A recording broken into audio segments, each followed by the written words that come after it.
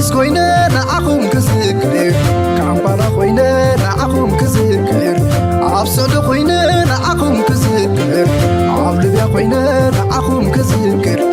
نفقوت كور إيروبا خوينا نعقوم كذكر إسرائيل خوينا نعقوم كذكر كندا خوينا نعقوم كذكر أمريكا خوينا نعقوم كذكر بنفقوت حلم تايتي دلي عدي عبسدت الله ودي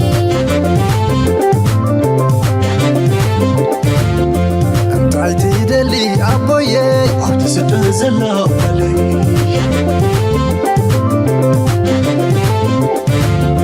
نبتكلنا عدي تحوسي بلي أسي نبتكلنا عبوي تحوس بلنا دكي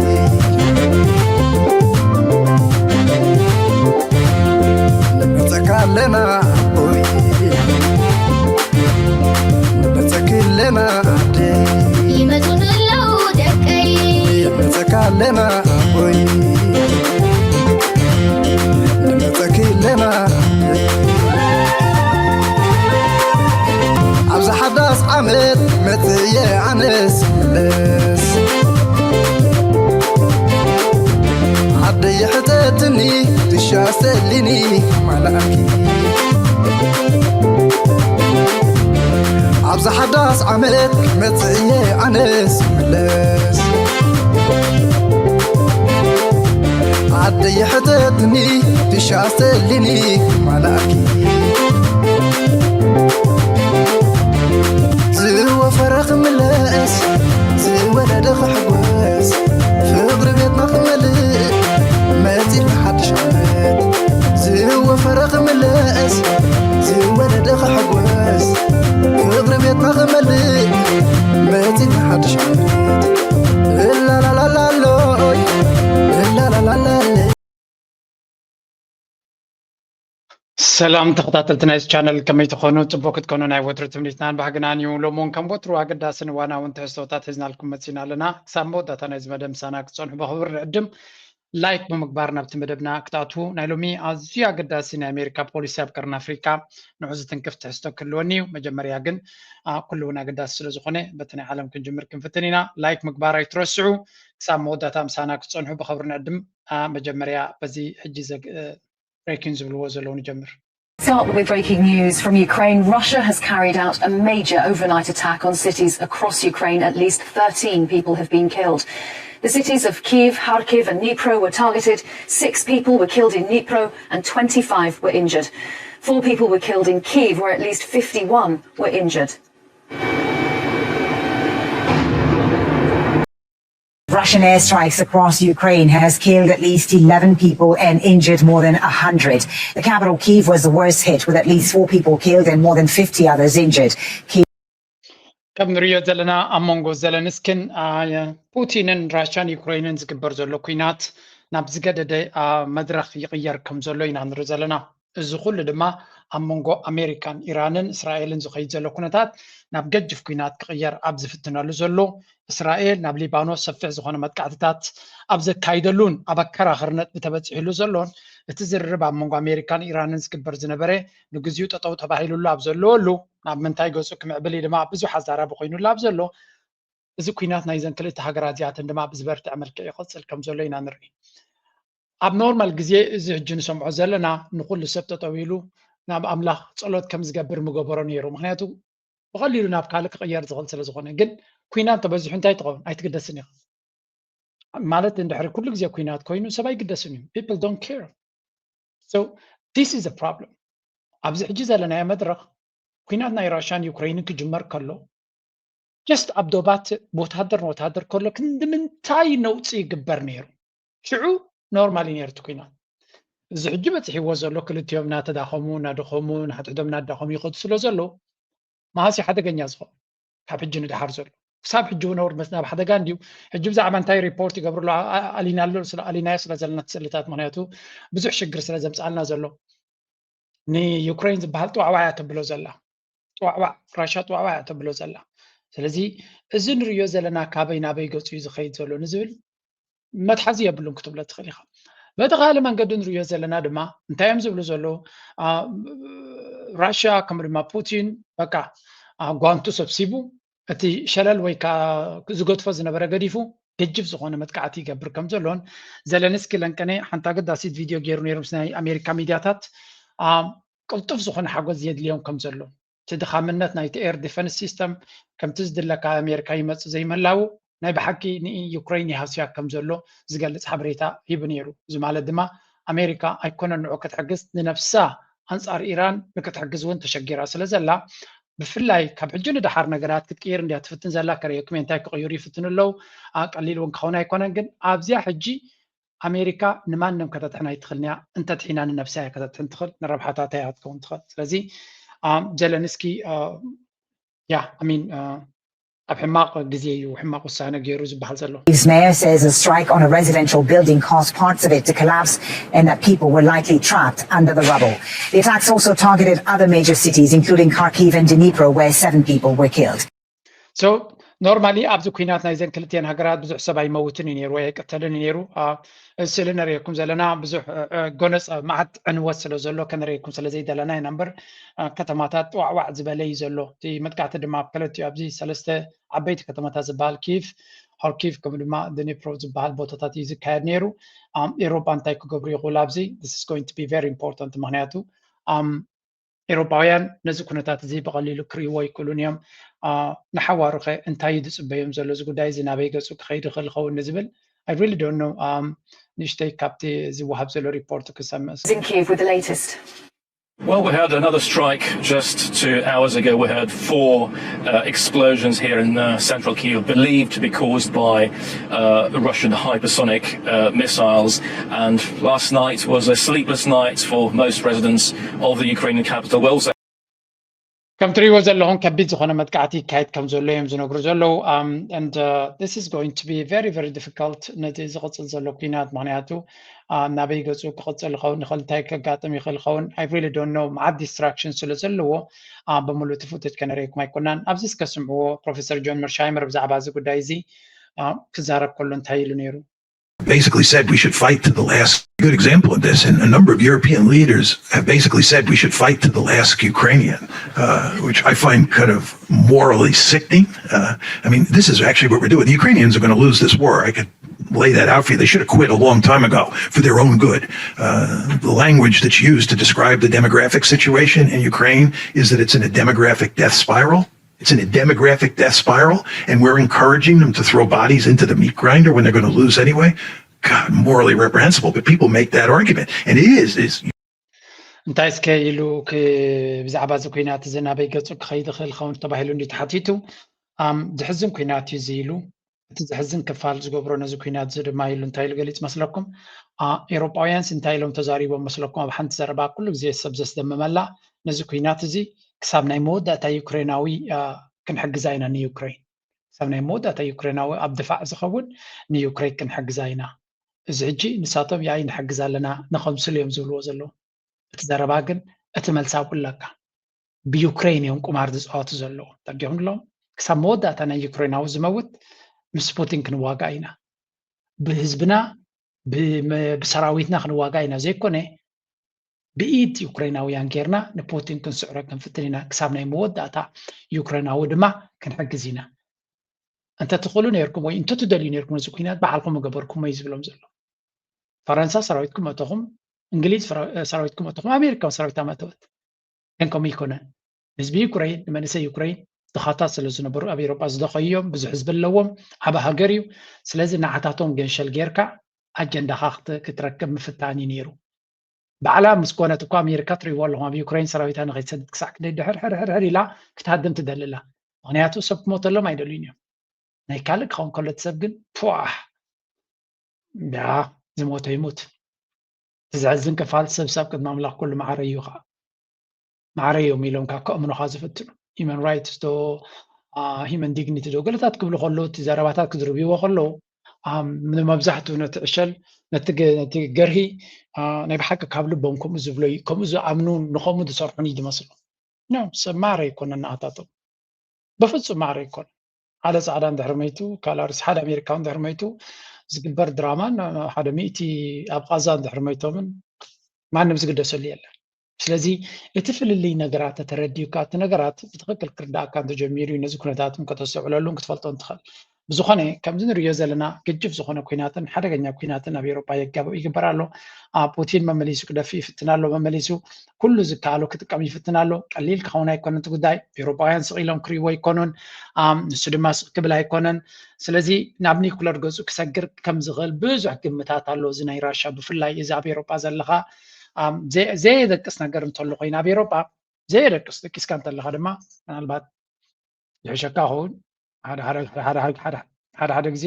زي مفلات الشنت ونصبغ እዩ زي مفلات ونصبغ እዩ ግን بحفሻ ድማ ከምዚ ዓይነት ነገር ከይፈለጥካ መኻድ ድማ ካብ ከብትን ካብ ላምን ካብ በግዕ እንታይ ፈልየካ እዩ ምክንያቱ ከም ሰመተን ከገድሰካ ዘለዎ እዩ እዚ maybe Ukraine ርሑቕ ኮይኑ ክስማዓካ ይኽእል but things are really changing ፍላይ ኖርዲክ ዘለኹም ዶብ ናይ ራሽያ ይኹም ዘለኹም ሳቶም ካ ዝያዳ ነቲ ፍላይ ስዊድን ኢልካ ኖርዌይ ኢልካ መራዮም ዝሕግዙ ዘሎ ፊንላንድ ኢልካ ነዚ ኩናት መራ ዝሕግዙ ዘለዉ እዮም ንፑቲን መራ ዘጨናንቕዎ ዘለዉ እዮም ስለዚ ቀሊል ክኸውን ኣይክልኒ ብሓፈሻ ኩልና ኤውሮጳ ዘለና ሰይፍ ኣለና ክብለኩም ኣይክልኒ ኣሜሪካ ዘለኹም ኳ ተረጋጉ ኣትሊስት ፑቲን ኣባኻትኩም ብዙሕ ነገር ዘለዎ ይመስለኒ ኣብዚ ኤውሮጳ ግን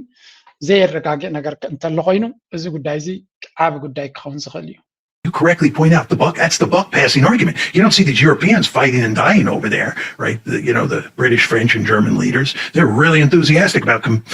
continuing the war, but that's because their people are not dying.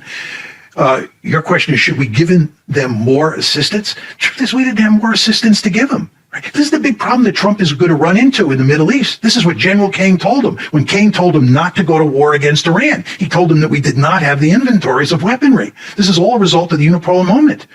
We don't have the weaponry. And from a Ukrainian point of view, at this... Exactly. እንታይ ዝብለ ዘሎ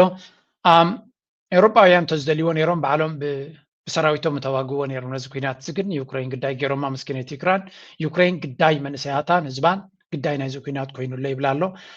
ሮማይ ሕጂ እኳ ብዙሕ ንድሕሪ ዝምለሰሉ ጉዳይ ኣይኮነን ኩናት ንቕድሚት ስለ ዝኸደ ማለት እዩ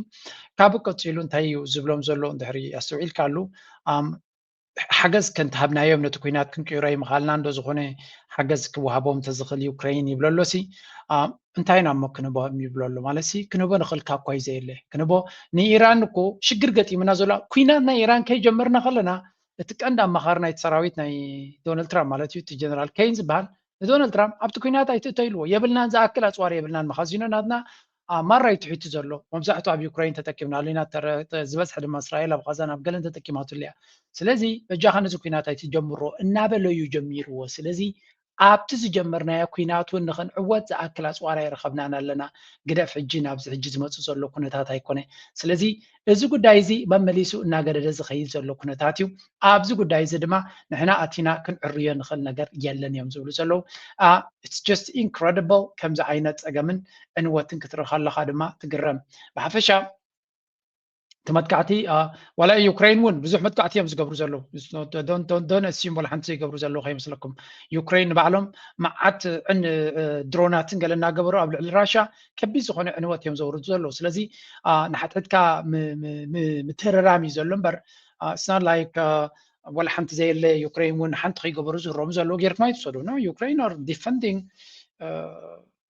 ናይ ብሓቂኦም ከቢድ ኩናት ዘካይዱ ዘለዉ ኣብዚ ሕጂ ዝመፅእ ዘሎ ሳመር ንኣትዎ ዘለና ራሻ ሰፊሕ ዝኾነ መጠነ ሰፊሕ መጥቃዕቲ ክትገብር ትኽእል እያ ዝብል ዘረባ ኣሎ ስለዚ ራሻ ኣድቫንስ ንድ ራሻ ኮንትሮል ተሪቶሪ ይብልዎ ኣለዉ ሕጂ እቲ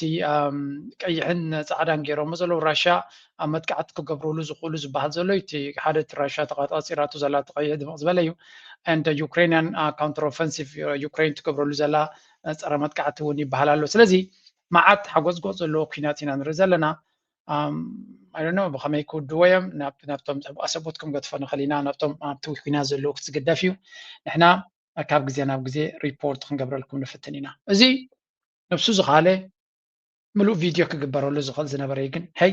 ምስቲ ብዝሒ ነገራት ዘሎ we cannot really cover everything so ናብቲ ካልኣይ ኩናት ኣሜሪካ ብዓብዩ ተሳተፈሉ ዘላ ጉዳይ ንስገር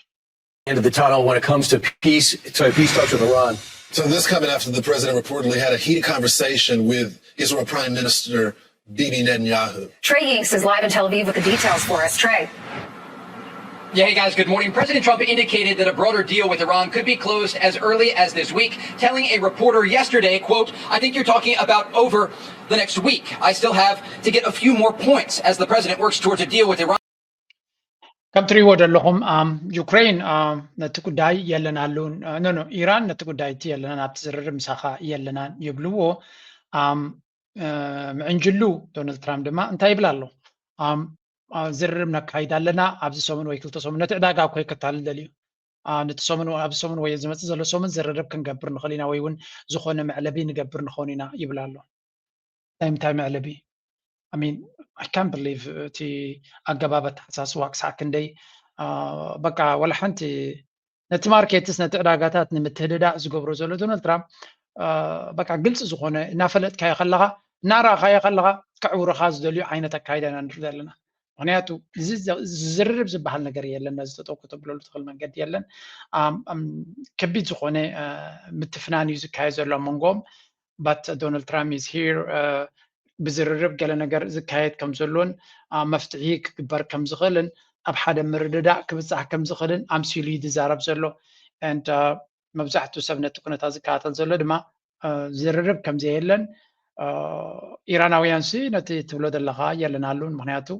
ኣብ ሊባኖስ ዝግበር ዘሎ ኩነታት ስለዘይንቕበሎ ዘለና ንስኻ ድማ ነቲ ነተንያሁ ደው ከተብሎ ዓቕሚ ስለዘይብልካ ስለዚህ እንታይ ከተዛረብ ዘለኻ what are you talking about Iran peace talks? Well, that is the question that I think everyone is asking right now. Where are we with that? Remember that yesterday we had this statement from the Iranian Revolutionary Guard saying that Iran considers the crossing of red lines in Lebanon and Gaza to mean direct war. That was why they were pulling out of the talks. Then shortly after that there was a quote from the Iranian Foreign Minister Syed Abbas Araghchi saying that a ceasefire between Iran and the US is unequivocally a ceasefire on all fronts, including in Lebanon. This is stacking the pressure on the US.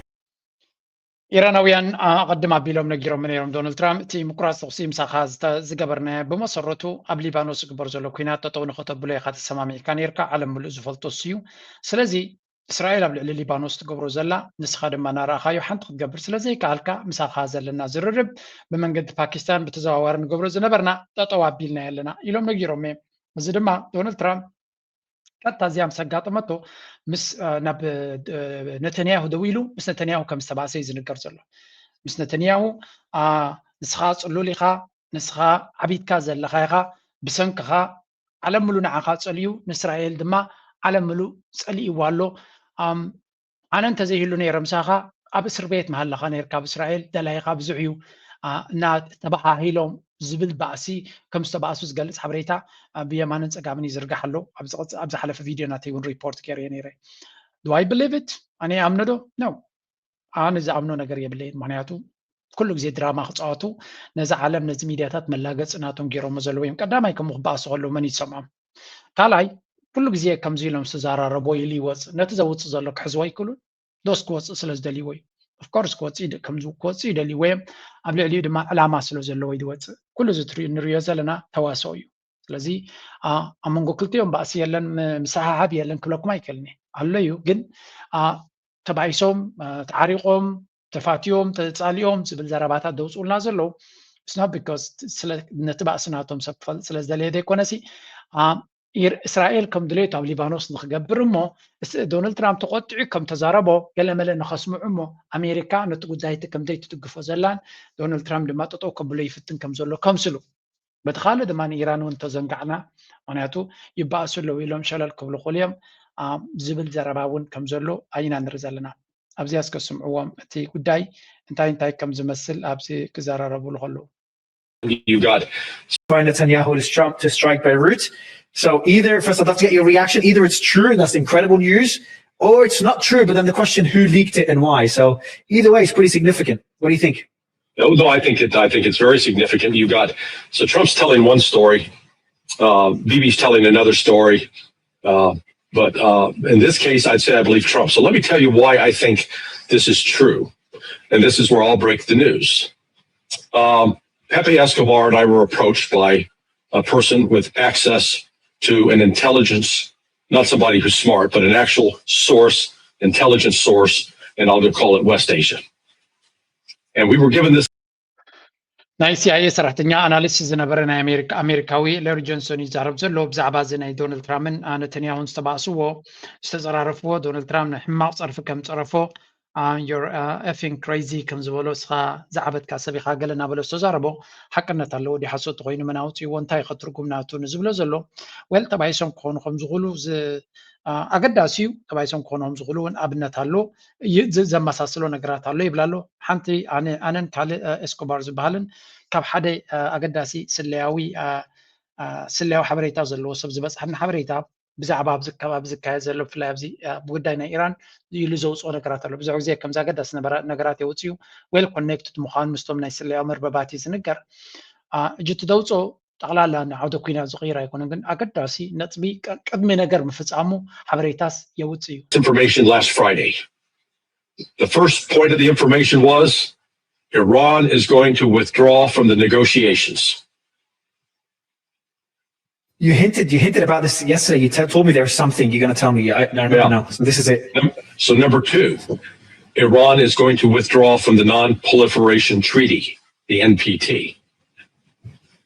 Number 3, and we have confirmed that this is from this intelligence source, and he's not giving opinion, that Iran will then be prepared to do a demonstration of a nuclear weapon that they have acquired with the assistance of a third country. And I will not mention the country, but it will be not for use. It will be to demonstrate that leave us alone, like North Korea. ሕጂ እንታይ እዩ ዝብል ዘሎ ካብቲ ኣነ ዝረኸብኩ ሓበሬታ ይብላ ኣሎ ሓቅነቱ ንግዜ ንክንገጥፎ ኢና ሓደ ተቐዳመይቲ ነጥቢ ኦልሬዲ እጂ እታ ንሰምዓ ዘለና ኢና ቀዳማይ ነጥቢ ካብቲ ስለያዊ መርበብ ዝረኸብኮ ኢሉ ኢራን ካብዚ ዝርርብ ምስ ኣሜሪካ ትገብሮ ዘላ ኢዳ ክስሕብ ምዃና ሓደ እዚ እጂ ኣቐድም ኣቢሉ ቅድሚ 2 መዓልቲ 3 መዓልቲ ዝበሎ እዩ ነይሩ ዝሰምዖ እዩ ነይሩ ሕጂ ግን ኩነታት ይርዮ ስለ ዘሎ እዩ ዘውፅኦ ዘሎ ካብቲ ዝርርብ ምስ ኣሜሪካ ዘሎ ክእለዩ ምዃኖም ኢዶም ክስሕቡ ምዃኖም ይብላ ኣሎ እታ ካልይቲ ካብ ኤንፒቲ ዝበሃል ናን ፕሮሊፈሬሽን ትሪቲ ዝበሃል ኒውክለር ንኸይተማዕብል ዝብል ሓደ ውዕል ኣሎ ናይ ዓለም እስራኤላዊ ይፈርመትን ኢራን ድማ ስለ ዝፈርመት እዮም ላል ዘብልዋ ዘለዉ ስለዚ ካብቲ ውዕል እቲ ወረቐታ ክስሕብ እያ ነቲ ፌርማ ክስሕብ እያ ወፂኦ ኣለኹ ካብዚ ጉዳይ እዚ ክትብል እያ ስለዚ ብዛዕባ ናይ ኒውክለር ዝምልከት እቲ ናይ ናን ፕሮሊፈሬሽን ኤጀንሲ ኤንፒቲ ዝበሃል ንዖም ክቋፀሮም ከም ዘይኮነ ወረቐቶም ካብኡ ክስሕብ እዮም መበል ሳልሳይ ድማ ፈተነ ናይ ኒውክለር ክገብሩ ከም ዝኽእሉ እዚ እንታይ ማለት እዩ ሓደ ሃገር ሽሙ ምጥቃስ ኣይድልን እዩ ብታሕቲ ሓጊዝዎም ከም ዘሎን ኒውክለራዊ ኣፅዋር ገይሮም ፈተነ ክካይዱ ከም ዝኽእሉ ናብ ዝቐረባ እዚ ማለት ድማ ከም ሰሜን ኮርያ ኣብ 2006 ዝነበርዎ ኩነታት እዚ ኒውክለር ናቶም ምስ ፈተኑ ካብኡ ንድሓር ዝትንክፎም የለን ሰሜን ኮርያ ከም ድሌቱ ባሊስቲክ ይትኩስ ገለ ይፍትን ገለ ይገብር ጫውጫው ክብሉ ይቕንዩ እንደን ጎሲሞማ ተመብሎ ቢካዝ ሰሜን ኮርያ ኒውክለር ኣለዎ ሕጂ ድማ ነቲ ዘለዎ ኣፅዋራት እውን ኣብዚሕዎ እዩ ስለዚ ሰሜን ኮርያ ኒውክለር እንተለካ ይትትንከፍኒ ኢኻ ኢራን እኮ ዝኩሉ ተደፊራቶ ዘላ ኒውክለር ስለዘይብላ ስለዚ ንዝኩሉ ፀገም ንሓዋሩ ዘላቒ መፍትሒ ገብርሉ ተኮይኖም ኒውክለር ገብርሎም ግን እቲ ገዳኻ ክልዓል ኣይኮነ እዚ ማለት ከዓ ገዳታት ገለመለ ይቕፅል ከምቲ ኣብ ሰሜን ኮርያ ዘሎ ኣሜሪካ ድማ ገዳታታን ገለመለያን ክትቅፅል እያ ማለት እዩ ምክንያት ረኺባ ስለዚ እዚ እቲ ሓደ ስለ ዝኾነ እዚ ወዲ እዝን ከዓ ዶናልድ ትራምፕ ኣይበፅሖን እዩ ክትብል ኣይትኽእልኒ ኢኻ ዳትስ ዋይ ሓደ ካብቲ ጭንቀት ፈጢሩ ዘሎ ጉዳይ እዚ ካብቲ ዝርርብ ክትወፅእ ምዃና እሞ ኒውክለር ድማ ኣክንዲ ነቲ ኒውክለራዊ ጥረ ነገር ባእታ ከረክቡና እዮም ከነጥፎ ኢና ብሓደ ኮይና ገሎ መለዶ ዝበሃል ዘሎ ገዲፉ ኒውክለር ዝበሃል ኣብኡ ገፅና ኣይንበፅሐን ኢና ኢሎም መብፃዕቱ ነይሮም እጂ ግን ኒውክለር ክንገብር ኢና ኒውክለር ድማ ክንፍትን ኢና ከም ዘለና እስከነሪኦም ኣለና ድሕሪኡ ኩናት ድዮም ክቕፅሉ ዋላ ይቅፅሉን ሽዑ ኢና ንሪኦ ዝብል ዘረባ ኢና ሕጂ እዛ ዘረባ እዚኣ ኣዝያ ዓባይ ዘረባ እያ ስለምንታይ መሲልኩም ስለምንታይ ኣብዚ እዋን እዚ ካብ ካልእ ግዜ ኒውክለር ተፈቲኖም ኣገዳሲ ክኸውን ዝኽእል እንድሕር ኢልካ ምክንያቱ ሓደ ነገር ኣሎ ኣብዚ ኩሉ ሰብ ከስተብለሉ ዘለዎ ብዛዕባ I'm going to show you one thing ሓንቲ ነገር መከረየኩም እቲ ኒውክለር ቅድሚ ሕጂ ብዙሕ ኣየገድሶምን ስለ ዝነበረ ብዙሕ ኣይጥቀሙሉን እዮም ነይሮም ኢና ንብል ማለት ሃልዩ ሲ ብዙሕ ክሳዕ ክንዱ ከድሕናካ ይክልኒ ወይ ክትብል ትኽእል ኢኻ ሕጂ ግን if you look into this ኣብዚ ቻርት እዚ ትሪእዎ ዘለኹም እዚ ወሽመጥ ሕርሙዝ ይበሃል ነዚ ወሽመጥ ሕርሙዝ ኮምፕሊትሊ ተቆጻጺሮም ኣለዉ ኢራን ሕግታት ኣውፂኦምሉ ለው ካብኡ ክወፅን ክኣቱ ዝደሊ ድማ ብፍቓድ ናቶም ጥራይ ዝግበር ከም ዝኾነ እዩ ዝንገር ዘሎ ስለዚ እታ ኣገዳሲ ነጥብ እዚኣ እያ ዘላ ብናትና ፍቓድ ዝኣቱን ዝወፅን ጥራይ ካብ ሃለወ ንሕና ኒኩለር ሒዝና ኣብ ልዕልና ኣሜሪካ እገዳ ክትገብር ተጀሚራ እንታይ ክንገብረና እዮም ዝብሉ ዘለዉ ኣብ ልዕልና ደብዳብ ከይተካይድ ኒኩለራዊ ዲተረንስ ኣለና ሚሳይላትና ኣለና ድሮናትና ኣለና ከምኡ ድማ ኒኩለር ተወሲኽና ኣብ ልዕልና ውግእ ክውጅ ይኮኑን እገዳን ዕፅዋን ክገብሩን ተጀሚሮም ድማ ወሽመጥ ሕርሙዝ ዓፂና ነቲ እገዳናቶም መሊሱ ንዖም ከም ዘሕምም ክንገብረ ኢና ስለዚ ኒኩለር ተደመሮ ሕርሙዝ እንድሕር ወሲኽና ኣላ ዝቐርበና ኣካል የለን ዝብል ካልኩሌሽን እዮም በፂሖም ዘለዉ boy this is very very very smart move ድሕሪ ዝገይሮሞ then it's game over ማለት ነዚ ኢራን እንተገይሮሞ እንድሕር ኢልና what can America do ኣሜሪካ እንታይ ክትገብር ትኽእል ኢና ንብል ዘለና ገለገለ ሰብ ኣሎ ሕጂ እሽው ዝበለ ኒኩለር ክትጥቀም ትኽእል ይብል ኣሎ ክሳብ ሕጂ ከይትጥቀም እንታይ ከልኪልዋ ኣሎ ብዙሕ ነገራት ይከልኪልዋ ዘሎ ምክንያቱ ኒኩለር ተጀሚርካ ጠጠው ከተብሎ ስለ ዘይትኽእል ሓደ ካልኣይ ድማ እንድሕሪ ኣብ ከምዚ ዓይነት ኩናት ኣሜሪካ ዝኾነ ይኹን ፀገም ከየጋጠማ ብልኡላውነታ ኣብ ግዛእታዊ ሓድነታ ኣብ ናታ ረብሓ ዝኾነ ፀገም ከየጋጠማ ኒኩለር ትጥቀም ተላ ንበዓል ራሽያ ንበዓል ቻይና እንታይ ክትነግሮም ዘለኻ so this is going to be another ቅድመ ኩነት ንካልኦት ዓለማት ኣፍ ደገ ክትከፍተሎም ኢኻ ኢራን ድማ ቀልጢፋ ጌራ ድማ ግብረ መልሲ ክትበካ ትኽእል እያ ስለዚ ኣፖክሊፕስ ተለኻኺምካ ምጥፋእ ዝበሃል ክመፅ እዩ ስለዚ እዛ ንሪኣ ዘለና ፀወታ ክሳዕ ክንደይ ሓደገኛ ክትከውን ከም ትኽእል I'm not sure ኢራናውያን ክሳዕ ክንዲዚ ተቢዖም ክገብርዎ ይኽእሉ ዳ ይክእሉን ኣነ ግዜ ክንገድፈይና ግን እዚ ናይ ብሓቂ ነቲ ዘሎ መድረኽ ፈፂሙ ክቀያይር ዝኽእል እዩ ሕጂ እንታይ ብለና ፀኒዩ ሓደ ሰብ ሓጊዝዎም ኣሎ ኢሉ መን ሓጊዝዎም ኣሎ ኢልኩም ትግምቱ we all know ንዖም ክሕግዝ ዝኽእል መን ምዃኑ ራሽያ እዩ ክሕግዞም ዝኽእል ራሽያ ፅቡቅ ጌሩ ክሕግዞም ይኽእል ንኢራን ምክንያቱ ኣብ ግዜ ሽግሩ ቀንዲ ዝሓገዝዎ ሶም እዮም ኢራን ተወዲቓ ድማ ንመን ቀዳማይ ከም ዝሓስመ ይፈልጥ እዩ ንፑቲን ይቀንዲ ክሓስሞ ቻይና ይኮነን ክሓስሞ ኢራን ተወዲቓ ራሽያ ኣኺልዎ እዩ ፑቲን ብኩሉ ነገር ክሓንቅዎ እዩ በዚ ናይ ዘንበዓል ካዛኪስታን ደገሎ ደመፂኦም ኣለዉ ኣሜሪካ ብኡ ዓብ ፅልዋያ ትገብር ዘላ ብኣርሜንያ በዚ ኣዘርቤጃን ዝብል ዘሎ ኮከስ ዝብልዎ ብኡ ይመፅዎ ኣለዉ ዳርጋ ብኩሉ ነገር እዮም ከሂቦሞ ዘሎ ስለዚ ኣብቲ ካስፒያን ሲ ዘለዎ ዕድል ንድሕሪ ኢራን ተኸሲራ ኢራን ተተሳዒራ then he will have a very difficult life ስለዚ እቲ ኩነታት ከመይ ከም ዝኾን ዘሎ ንግረም ኢና ዘለና ግን ስምዑ ጥራይ now so again we got this information on Friday but the first point that they were going to withdraw from the negotiations and what did we get this morning at 10 a.m.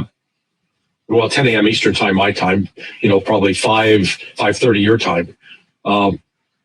p.m. they're withdrawing from the negotiations and they come back to the blockade. It's got to be lifted.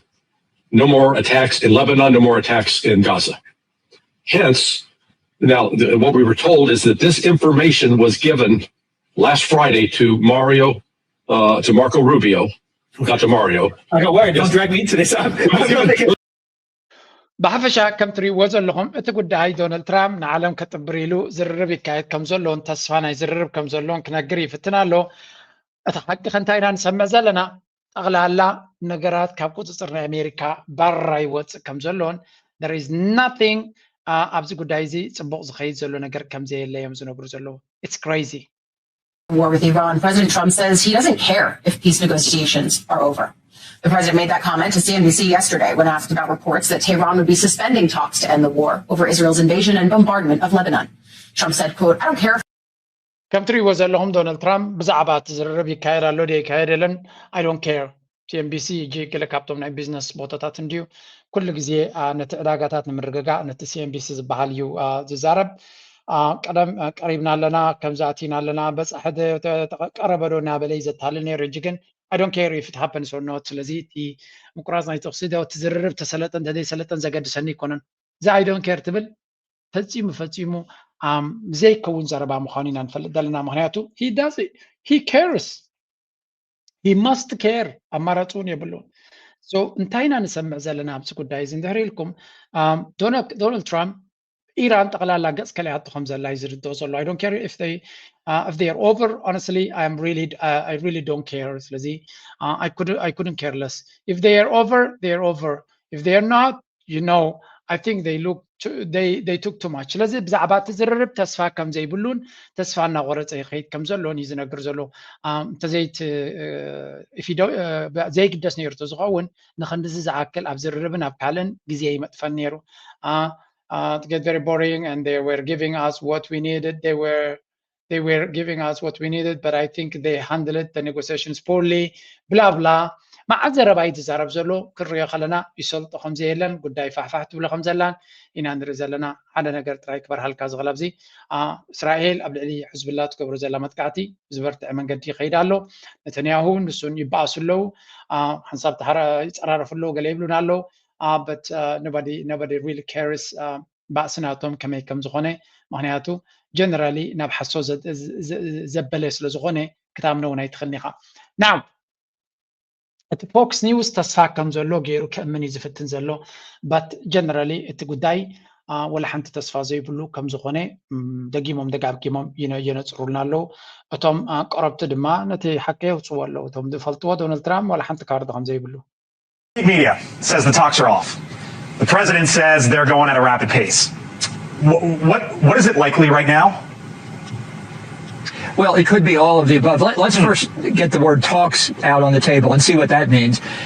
I can't say for sure, of course, but most of these talks are actually going through mediators. The Iranians give the mediators a message. The mediators pass it on to us. We give the mediators back a message. They pass it on to the Iranians, maybe with commentary. That's one of the reasons it's hard to figure out what's in this deal, because of the indirect method, I think, by which most of these conversations are going on. And I think a lot of this is testing will, testing resolve. I think the regime in Iran. بحفش عن تايم زبلو زلو كنري خلنا دونالد ترامب زرب يكادالو ايقد سننيو كم زدو تقرأجو حبريتا هيب إيران دما زربات تطوابيلنا لنا يبلو أبي زلو تحكن زبل I don't know, nobody knows. حدا نقر قنصوري دونالد ترامب زعوزي كم زحسو فلوتيو سلازي دونالد ترامب أب حدا ساعات كلت عيني زرباي زربت حدا زربت بخيرالو بالبت حدا دما فحن تبلونا يقد سنني بلالو بحفشا اتنريو زلنا كايدا دونالد ترامب بقادم فلوتينيرو he didn't have a strategy هاللي ويفلتنيو حجون انت خونت بلان ناتو باستراتيجي وي بمدى زخيز زلو قداي كم زي كون فلوتيو دارغا تي داغاتات اوريدي سافوكيتد كويني بتنسو كاب حدا ناب حدا نازل لزغبرو زلا كايدا انتايوت علاما نابينو مبصحيت قداي دارغا نخلو داغاتات سرب شوي زلو امريكا دما كل توتادروا عقمناتا غتيراتو زلا نيران ايكونن كفرار هاسي زخونه يكون ابتي اكايدا ناتا لوط كمص الله يكالن انت حبريتا كبكم and this is I hope من سيرترا نتزلو مدبات seriously دقيمو كحسبلو ندحري قبرلو انتلقا نقروني دسم بلنهم. Preparing for what could be one of the biggest transformations in modern military history. And the weapon at the center of this change is not a stealth bomber, an aircraft carrier, or a new fighter jet. It is the small, low-cost drone. Reports claim the Pentagon is now moving aggressively to expand America's drone capabilities after watching how cheap mass-produced drones have changed the أمريكا أبز كيناتنا إيران أغدي مدما أب كيناتنا يوكرين حد نجر بريه اللو مالو حجرما أب كيناتنا حزب الله مس إسرائيل زقبر زلو نصور زخنا نجر حد نجر بريه اللو مالو انتهي سدما أمريكا زلو تهدروا عقمي أخول كم زي كونه ويون نزل حجز زلو عودو كينات زمت إن كم زي كونه تردي ومالو انتهي مالتي الزربازي أمريكا كل تزلوا نفرت كينات F-35 F-15 F-16 F-22 قلنا بالكم عجيتاتكم مع عبيت مراقب كينات بلا بلا كل زي لو طايم السني أبعدوا كينات لو تزمس حدا دروني بهالشم سلازي انتهي بلو ما شفنا درون أرمي كان مع بالكم كلا لنا يلتي أمن أمريكا مثل خال سفع زخنة أو قص جميرو له بزع جنزب دماء ناب درونات قصو كوافر جميرو له نعم قال سبالو أمريكا نزكو قبرو يقولني أمريكا روما يجزي حلف نن أنا كابتن من أمريكا كل جودا يغونس أجمعات زجالس عندي أجن I always want to be أبتي كون النتاوي بايتاك رديس أزدل realistically كتريك كلا لك أمريكا بعودة درون حيال كتكون تخل ده absolutely dominant كتكون تخليه dominant يزول لكم زلوا سلام تاي ندرون تاي اللي كاي خاطب درون كتجبر سنتاي اللي كا زبرت درون كتجبر تاي زد لك برتو تشيبس يدلك برتو تشيبس بهال نتنا نجار حيال زقبره تشيب يدلك كالاي تكنولوجيا يدلك سالسة لما artificial intelligence توصل لك ثلاث يوم زنباتها تعلم ده أمريكا كند أمريكا زلوا قالوا دي China يبلا ولا روسيا يبلا نعم نا أمريكا تجمع ما بيك هون خل من نال بات يزولكم زلوا rare earth minerals rare earth تبال كل China يدومينيت قبره سلزي مثالاتهم يكون هايلايرهم يكون نايكالهم يكون تي rare earth أبيدهم سلزي اللي كاب China بريجام زروح زلوا بمدى بقصير عناتهم وتهدران حيثات كيتبهم دخال معلاتات التكنولوجيا الماكيناني قالت خوينو كنك بكمين نابلت يا تبهم زلا مغنياتو نحت حدم يقوص أصرو سلو زلو أمريكا جن أبتدى يدرون عاودي حيال تتكون كم تخل زر ملكت له أوريد حيال انديا جن ماس برودكشن يبلا كم زبدسي كم زبال تشاينا نتنا سيفيل درون اندستريز بحال دومينيت جيرو مزلو تشاينا حج أمريكا እዚ ሚኒስትር ምክልኻል ዘሎ ወይ ካብ ሚኒስትር ኩናት ኢሎሞ ዘሎ በተደጋጋሚ ዝዛረቡ ዘሎ ድሮን ራይዝ ስለዚ ብዙሕ ገንዘብ ኣብቲ ዓውደ ድሮን ክገብሩ እዮም ብሓፈሻ ኣብዘን ዝሓለፈ 4 ወርሒ ጥራይ እንታይ ገይሮም ወይ ዓመት እንታይ ገይሮም ኣለዉ ብሙሉእ እንተን ናይ ኤአይ ካምፓኒስ አንትሮፒክ በሎ ዋላ እቲ ናይ ኢሎን ማስክ ኤክስኤአይ በሎ ኦፕን ኤአይ በሎ ኩላቶም ቶም ናይ ኤአይ ካምፓኒስ ፕላስ ናይ ድሮን ካምፓኒስ ፕላስ ኩላቶም ምስ ፔንታጎን በቀረባ ይሰርሑ ኣለዉ فرجكمني زنتاي مالتيو ازيو حيال درونات artificial intelligence زعتو بعلو وقك كايد زغل يوم زدلي زلو እዚ ነገር እዚ በብዙሕ መንገዲ እዮም ዝሪእዎ ዘለዉ ሓደ ሰራዊቶም እናተዳኸመ ኸይድ ኣሎ ህዝቦም ንውግእ ኣይድግፍን እዩ ዘሎ ፍርዱንሎም ህዝቢ ናቶም ውግእ ይድግፍ የለን ሰራዊት ናቶም ድማ ኣብ ውግእ ከኣቱ ይደልን እዩ ዘሎ ስለዚ እንታይ ገብሩ እዮም ነቲ ኩናት ብዘይ ሰብ ክኸውን ከም ዝኽእል ክገብርዎ እዮም ኣነ ነዚ ክሓስብ ከለኹ መራ እዩ ዘሕዝነኒ ምክንያቱ ጠጠው ዘብሎም ምክንያት ክህሉ ይኮነ እንድሕሪ ሕጂ ማለሲ እስራ ድሮን ተኸሲሩ መንግስቲ ኣሜሪካ ሲ እቲ ገንዘብ ፕሪንት ገይሩ ዝገብሮ ዘሎስ እንታይ ክሳር ኣሎ ከም ብሓድሽ ክሰርሖ እዩ ሰብ እንተኮይኑ መዓት ፖለቲካዊ ነውፅኢት ይፈጥር እንታይ ክብል ኢለ እዚ ሕጂ እንኸዶ ዘለና ኩነታት ሃገራት ኩላተን ሲሪየስሊ ወሲደን ክሰርሓሉ ዘለዎን ኮይኑ ይስማዓኒ ምክንያቱ ኣብዚ ዓውዲ ናይ ድሮናት እንተደይ ተዓዊትካ you're going to lose a lot እዚ ዓውዲ ናይ ድሮናት ማራ ኣገዳሲ ዓውዲ ክኸውን እዩ ንእሽተይ ይኹን ዓበ ሃገር ድማ እጅጉ ሰብሲቡ ቀዳምነት ክቦ ዘለዎ እየ ዝብል ዘለኾነ ኤርትራ ካብ ሕዝብላ ክትመሃር ክትክእል ኣለዎ ይብላኒ ኣብዚ ዓውዲ ድሮናት እዞም ንኣሽቱ ሓይታት ሕድሲ ንኣሜሪካ ፈጥፈጥ ዘብላ ዘሎ ስለምንታይ ድሮን ዝበሃል ቴክኖሎጂ ስለ ዘሎ እዩ ስለዚ ድሮናት እንተለካ ኮይኑ ኣብዚ ሞደርን ቴክኖሎጂ ንቕድሚት ክትመፅእ ኣለካ ኣነ ከምዚ ክብል ከለኹ ኤርትራ የብላን ይብለኩም ኣለኹ ግን ኣነ ከም ወትሪ ግዜ ግልፂ ኮይነ ክዛረብ ኤርትራ ብምስጢር ትገብሮ ዘላ ስለዘይፈልጥ በቲ ፓብሊክ ግን ስለዘይረኣኹ እየ ዝዛረብ ዘለኹ ኣነ ዘይፈልጦ ነገር ትገብር ተላ ደስ ይብለኒ حقوس يعني تزايل لكن ازي قدامنت كوابلو ايرترا من سي ايرترا دما خغبرو زغدي ترايت تكنولوجي زد لمتن تكنولوجي عند ريب كايو ابقال دما سلطانات تغير كالو ابزي سلام سلازلنا اسراويت نات ناسي هذا كفال اي نو كمتات كم زل ابقال سمع لغتي منستر متخلاتنا بقداماي مس امباسادر ግርማይ ኃይለ ክንዛረብ ከልና አጸቢቁ ይነዛር ሲዚያተን ኪፍ ዋግን አባይ ታክስ አክንዴ ተድርጎ ማላ አይፈልጥኒ መጀመሪያ ሰራዊት ናትና ኣዝዩ ጽቡቕ ዲስፕሊን ዘለዎ ስለዝኾነ ኣብቲ ሰራዊት ከሎ ቴክኖሎጂ ኣብ ኢኻ ትእቱ ዘለካ ኢሉ ቴክኖሎጂ ሞር ቴክኖሎጂ ሶፊስቲኬትድ ዝኾነ ሰራዊት ክትሃንፅ ትኽእል ኢኻ ምክንያቱ መሰረት ናይ ሰራዊትን ዲስፕሊን ስለ ዘለዎ ትምህርቲ ድማ ዘለዎ የ 12 ክፍሊ ዝወዳ እዩ ስለዚ ዝኣክል ትምህርቲ ዘለዎ ዲስፕሊን ዘለዎ ቴክኖሎጂ ጥራይ ኢኻ ትወስኸሉ ቴክኖሎጂ ኢኻ ትምህሮ ስለዚ ሳይበር ቲም ሓደ ከምዚ ናይ 25 ኮማንዶ ዘለዎ ናቶም ኣዝዮም ሓያላ ዝበሃሉ ከምኡ ድማ ሓደ ኮማንዶ ናይ ሳይበር ክልወና ኣሎ ናይ ኢንተርኔት ኮፍ ኢሉ ኣብ ሳዑዲ ኢኻ ክትገብሮ ወላ ኣብ የመናይቲ ሰራዊት ናትና መደበር ናቶም ቀንዲ በለዛ ነይሩ ቀደም ኣነ እኳ ኣብቲ ሌተስት ሓበሬታ ስለዘይብለይ ኣብ ዓዲ ሓሎድ ኢኻ ክትገብሮ ኣብ በለዛ ዲኻ ክትገብሮ ሓደ ፍሉይ ዝኾነ ናይ አይቲ ፓወር ክልወና ኣሎ ሳይበር ፓወር እስራኤል ኣብ ዓዶም እንታይ ኢሎም ይፅውዕዎ 88 200 ولا 22 ዝባል 8822 ولا ገለ ዝበሃል ኣለዎም ናይ ኣዝዩ ሓያል ናይ ሳይበር ሰራዊት ማለት እዩ ስለዚ እዚ ናይ ድሮን ኣሜሪካ ሞር ኣብኡ ከተኩሩ ምዃኖም እዮም ዝነግሩ ዘለዉ ኣብ ብዙሕ ኣብዚ ኢንቨስት ክንገብር ኢና እናበሉ እዮም ዝዛረቡ ዘለዉ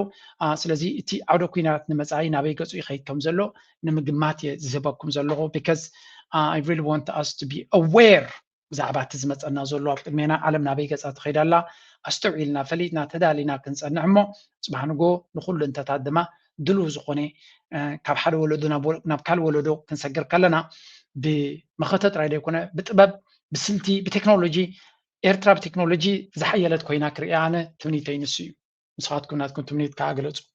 Weekend, more hostile rhetoric and behavior from Iran's extremist leaders. The U.S. has now launched multiple strikes against threats inside of Iran over the last week, countering drone missile attacks. Of course, a lot of it surrounding the Strait of Hormuz. According to President Trump, peace talks continue at a rapid pace, despite public statements from Iran to the contrary, claiming that they have been suspended. Here with reaction, former country was a logum again all their talk of the one is the America بكوينات ورا كوينات ترايزلو تزربا Iran تايكو قبر ويم تايسقوم تكوزيهم what is their next move أبي يقصو يكون I don't know but بتك عندي أقداس زول لابز وان زي تي عودة كوينات ناب ناخف قدر لزغل بر ناز حلق قدر لزغل نعوزر ينا أنفت يلن سلزي نزي كونتات سي ناتجنزب كا بفلاي حجي إيران حنت زربا أملي قالا نقرن أفريقيا زملكت ببزح دما يبلوالو أبزغزلناي نايزو بانا كزارب كله زيادة كبرها لكم كفتني this is going to be very very interesting أب كبابينا بعبد الرجاء زنس أبارق زولو قداي سلو زغني لايك قبرو حجي نابكرن أفريقيا قصنا هنسكرنا let's go. They call it the Gate of Tears, and tonight Iran is moving to shut it. The Bab el-Mandeb Strait, a narrow corridor of water between Yemen and the Horn of Africa, a passage so critical, so irreplaceable to global trade, that disrupting it wouldn't just hurt one country or one region, it would shake the entire world's economy. And that is exactly what Iran is now threatening to do. For months, all eyes were on the Strait of Hormuz, the Persian Gulf choke point through which a massive share of the world's oil and gas flows. Markets were tense, shipping companies were nervous, but the world was managing. Then Iran escalated. Reports now indicate Tehran is moving. كم تري وزر لهم حنتي لنكني عبد ميدياتاتنا عالم عبزنا ميدياتاتنا ربع عالم زيادة نقول حتى ما كم زيادة تري وزر لهم وشمت إيران كاب حرموز ناب باب من دب جزء كتلة كتل جبو تفتن كم زلانة تعصواناتا يزن الجرزلو زي زربازي مزحجي كاب زربات واتس على كابتي زر مس أمريكا تواتس على زبحلو زلو نزي أب حرموز تقملو زلا ناب باب من دب جزء كتسكرو مخانا زجلس حبريتا ببزح من قدي كزربن كوتس انسانيهلو ناي باب من دب كابزي نلعلي زيادة قداس نزلو ويو اسمع يدحن كتسلس ريبورت يعني ربز عبازي. Feeling pressure on another major global shipping route. After tensions around the Strait of Hormuz, the new focus is the Bab al-Mandeb Strait, a narrow waterway connecting the Red Sea to the Gulf of Aden. The move has raised concerns about global trade, energy supplies and shipping costs. The warnings are coming from Tehran. According to state media, Ismail Qani, commander of Iran's Islamic Revolutionary Guard Quds Quds Force, has made an explicit threat.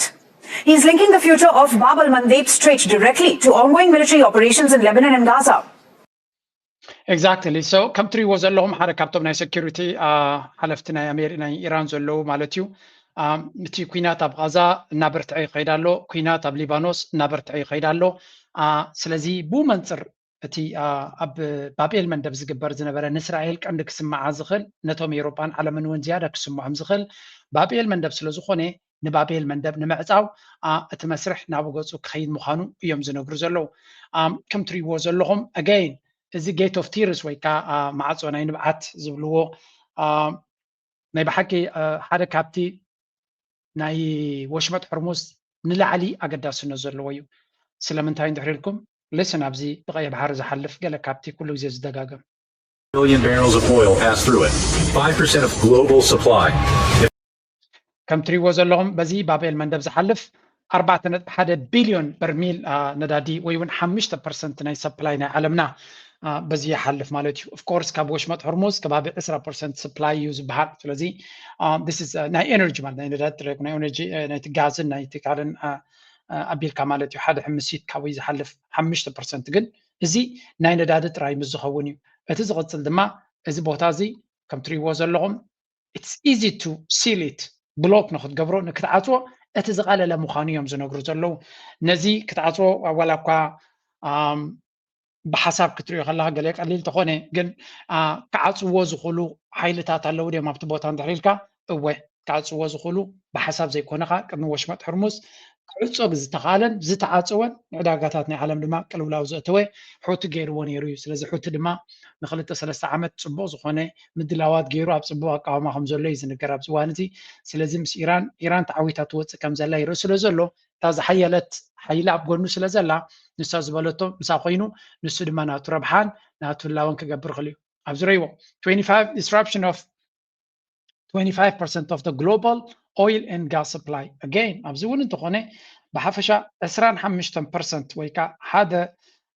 ርብዒት ማለት እዩ ሓደ ብርሲ 4 ናይ ጋዝን ነዳድን ሰፕላይ ናይ ዓለምና ብሎክ ክገብር ዝኽእል ምዃኑ ይነግሩ ኣለዉ so this is a very important one and ኢስካ ክትሪኦ ትኽእል ነገር የኮነን Trade flows through here every day. This is another very important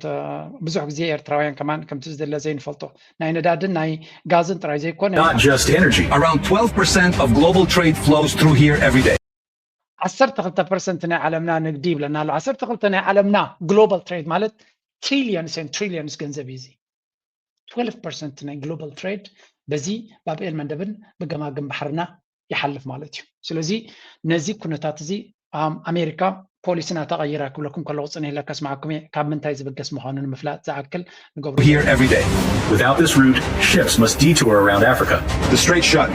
Then add 2 weeks and a fortune in fuel. That detour adds 10 to 14 days to journeys and billions in costs. Since 2023, some major shipping lines, Maersk, MSC, ስለዚ እንድሕሪ ባቤል መንደብ ነዚ ጌት ኦፍ ቲርስ ወይ ከዓ ባቤል መንደብ እንድሕሪ ዓፅይዎ ሁቲ ማለት እዩ እንታይ ክኸውን እዩ መስመር ናይ ንግዲ ንሙሉእ ኣፍሪቃ ኮሊሉ ገይሩ ክኸይድ 14-15 መዓልታት ክውስኸሉ እዩ ዋጋ ናይ ነዳዲ እቲ ነዳዲ ዝጥቀምሉ ክበዝሕ እዩ ሎጂስቲክስ ስለ ዝነውሕ ድማ ነፍሲ ወከፍ ትጥቀመሉ ንብረት ዋጉ ይውስኽ ማለት እዩ ኢንፍሌሽን ወይ ከዓ ምንሃር ዋጋታት ድማ ቡገይሩ ይሓልፍ ቡገይሩ ናብቲ ቁጠባ ይመሓላለፍ ማለት እዩ ዓበይቲ ካምፓኒታት በዓል መርሰክ ኤምኤስሲ ሲኤምኤ ከምኡውን ሲጂኤም ዝበሃላተን ዓበይቲ ሺፒንግ መራኸብ ዘለወን ካምፓኒታት ኣብ ዝሓለፈ ኩናት በዚ ቦታ እዛ ይንሓልፍና ወላ እኳ ኣሜሪካ ምስቶም ኮኦሌሽን ኮይና ድመፀቶም ክሕልፈኩም ኤስኮርት ክገብረኩም ኢላ ኖ ሶሪ ሓንቲ መርከብ ኣብዚ ዝኽእሉ ንብረት ፅዒና ዘላ ወሊዖም ተገዲፎማ መን ክቕዕሳ ኢንሹራንስ ካምፓኒ ክኸፍለልካ ይክእልኒ ስለዚ ኢንሹራንስ ጠቕላላ በዚ ክትሓልፍ ትኮይንካ 3-4 ዕፅፊ ይገብርዎ ይሁን 10 ዕፅፊ ይገብርዎ then እተን ካምፓኒታት ከይፈተዋ ርሑቕ ክኸዳ ይመርፃ ማለት እዩ እቲ ዋጋ ድማ ናብቶም ቁጠባ ናይ ዓለም እዩ ዝሰጋገር ስለዚ ሑቲ ብቐሊሉ ነዚ መንገዲ እዚ ልኩት ከብሎን ድሌቱ ክገብሮ ዝኽእል ምዃኑን እዮም ዝነግሩ ዘለዉ EMA, CGM have already rerouted, adding an estimated $7 to $9 billion shipping cost annually. There's no real alternative. Unlike Hormuz, there is no pipeline to replace the Bab el-Mandeb. A full closure would send oil prices soaring, spike inflation, and disrupt global supply chains. Shipping rates, already known to surge 200 to 600% in crises, could climb again. ስለዚ ከምዚ ንሪኦ ዘለና እዚ ጉዳይ እዚ ከምዚ ኢሉ እንድሕሪ ክቕፅል ኮይኑ እቲ ነገራት ክሳዕ ክንደይ ሽግር ክመፅኦ ከም ዝኽእል እዮም ዝነግሩና ዘለዉ እዚ እንድሕሪ ኮይኑ እንታይ ክግበር ዘለዎ ዝምድናታት ክዕረ ዘለዎ ስለዚ ኣሜሪካ ብቕልጡፍ ስትራቴጂ ናታ ከተተዓራሪ ክትግደድ ከም ትኽእል ከም ርዱእ ጌርና ኢና ንወስዶ one of those is ናይ ኣፍሪካ ስትራቴጂ ናቶም ናይ ኣፍሪካ ስትራቴጂ ናቶም ሓድሽ ኣውፅኦም ኣለዉ እዚ ስቴት ዲፓርትመንት ናይ ኣሜሪካ ዘውፅኦ እዩ ከም ትሪእዎ ዘለኹም ኣብዚ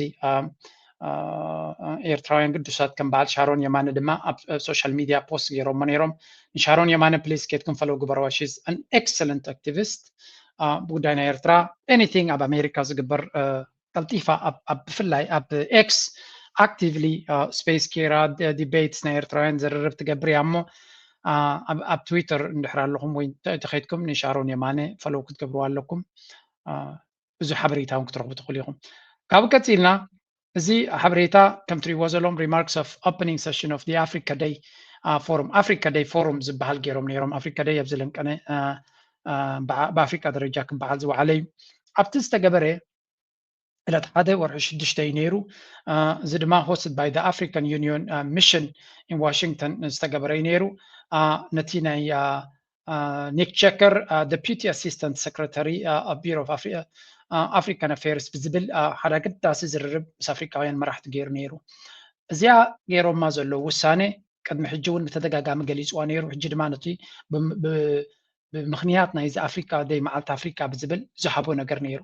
ኣብዚ ጉዳይ እዚ እንድሕር ከፊትኩም ሪኢኹሞ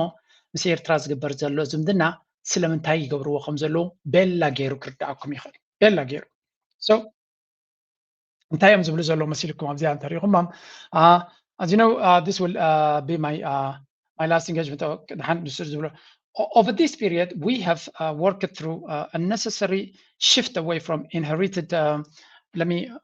كريكم يابز صماقنا تلات نوح زبله سلا زغونه article نخلا كننببا سلا زي نغل I'm going to give you እንታይ ዝብል መሲልኩም ዝተፈላለዩ ነጥብታት እዮም ዝተቕሳቡ ኣብታ ቀንዲ ዝብላ ዘሎ ግን እሱ ኣብዚ ግዜ እዚ ካብ ንሪኦ ዘለና ብብዙሕ መንገዲ ጌጋታት ንፍፅም ነርና ኢና ይብላሉ ንኣብነት ቅድሜና ዝነበረ መንግስቲ ካብ ዝኸዶ ዝነበረ መንገድታትን ሜላታትን ኣብ ኣፍሪካ necessary shift ኣገዳሲ ካብቲ ንሱ ዝነበሮ ኣካይዳ ዝፍለ ኣካይዳ መሪፅና ኣለና ምክንያቱ that too often viewed Africa through a development only lens ቅድሚ ሕጂ ዝነበሩ ምምሕዳራት ንኣፍሪካ ናይ ትምዕብል ዘላን ድኻን ሳልሳይ ዓለምን ኢሎም ስለዝርእይዋ ኩሉ ትናቶም ንሓገዝን ንገለን ጥራዮም ዝጥምትዎ ነይሮም ንኢንቨስትመንት ንቢዝነስ ኣይጥምትዋን እዮም ነይሮም እናበለ እዩ ዝዛረብ ስለዚ ንሕና ከይብላሎ and toward the cleaner ንሕና ሕጂ እንታይ ኢና ንርኢ ኣለና ኣብ ሓደ clearer ንፅር ዝበለ more disciplined focused on advancing concrete US national interests ንጹር ዝኾነ ዕላማ እዩ ዘለና ንሱ ድማ ከመይ ጌርና ናይ ኣሜሪካ ረብሓ ንቕድሚት ከም ዝድፋእ ንገብር ስለዚ ኣተኩሮና ናብ ዝኾነ ሃገር ኣፍሪካ ክንከይድ ከለና ናይ ኣሜሪካ ረብሓ ብኸመይ ክህረም ይኽእል እዩ እዚ ድማ ንኣብነት ኣብ ሴኪሪቲ ክኸውን ይኽእል ረብሓናትና ኣብ ኮመርሻል ኣብ ቢዝነስ ክኸውን ይኽእል ከምኡ ድማ ኣብ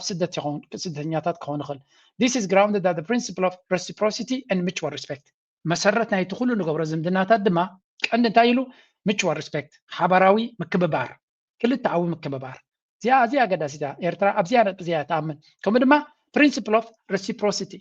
ጽቡቕ ተጌርካልና ጽቡቕ ክንገብረልካ ኢና ተሓጊዝካና ክንሕግዘካ ኢና ሕማቕ ተጌርካና ሕማቕ ክንገብረካ ኢና ስለዚ reciprocity ማዕረቲ ዘኽበርካና ክነኽብረካ ኢና እዩ ትዘረባ ማለት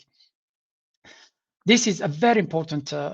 ኣተሓሳስባ ንሪኦ ዘለና ካብ ኣሜሪካ ማለት እዩ ቀፂሉ እንታይ ይብላ ኣሎ መሲልኩም ኣብኡ the transition has not been that transition has not been rhetorical ከምዚ ብዘረባት ራይ ንብሎ ኣይኮነን it has required hard choices about priorities resources and outcomes እዚ ድማ ንዘረባ ክነፀባበቕ ንብሎ ዘለና ጥራይ ኣይኮነን እዚ ኣገዳሲ ዝኾነ ስጉምቲ ክንወስድ ኢና ዝዳ ቀዳምነትና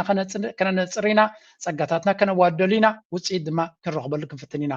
and I'm grateful for your role in the ስለዚ ናበለይ ተመስግን ኣሎ it's important to remember how far we have come ናበለይ ይዛረብ ዘሎ over the last 30 years we often choose to impose divisive ideological ኣብዚ ሓለፈ 30 ዓመት ብዙሕ ጌጋታት ንገብር ነርና ይዝብል ዘሎ ፕሬዚደንት ኤርትራ ብዙሕ ግዜ እንታይ ዝብል ዝሓለፈ 30 ዓመት ኣሜሪካ ፈንጠዝያ ዘለዎ መንገዲ ትኸይድ ነይራ ይብል ነይሩ ኣብዚ ድማ እቲ ስቴት ዲፓርትመንት ናይ ኣሜሪካ ኣብዚ ሓለፈ 30 ዓመት ምምሕዳራት ናይ ኣሜሪካ መትሓዚ ዘይብሉ ብኣይዲዮሎጂ ዝተደረኸ ኣይዲዮሎጂ ክብሎ ከሎጂ እንታይ ይብሎ ኣሎ ዲቪሲቭ ኣይዲዮሎጂ ኣምፂኻ ሓሳብሲ ነቲ ሃገር ኢምፖስት ትገብረላ ኣብ ልዕሊኡ ከተወርዶ ትፍትን ኢሉ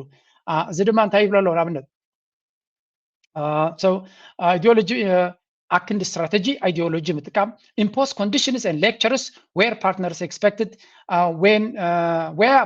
expected investment trade infrastructure ነቶም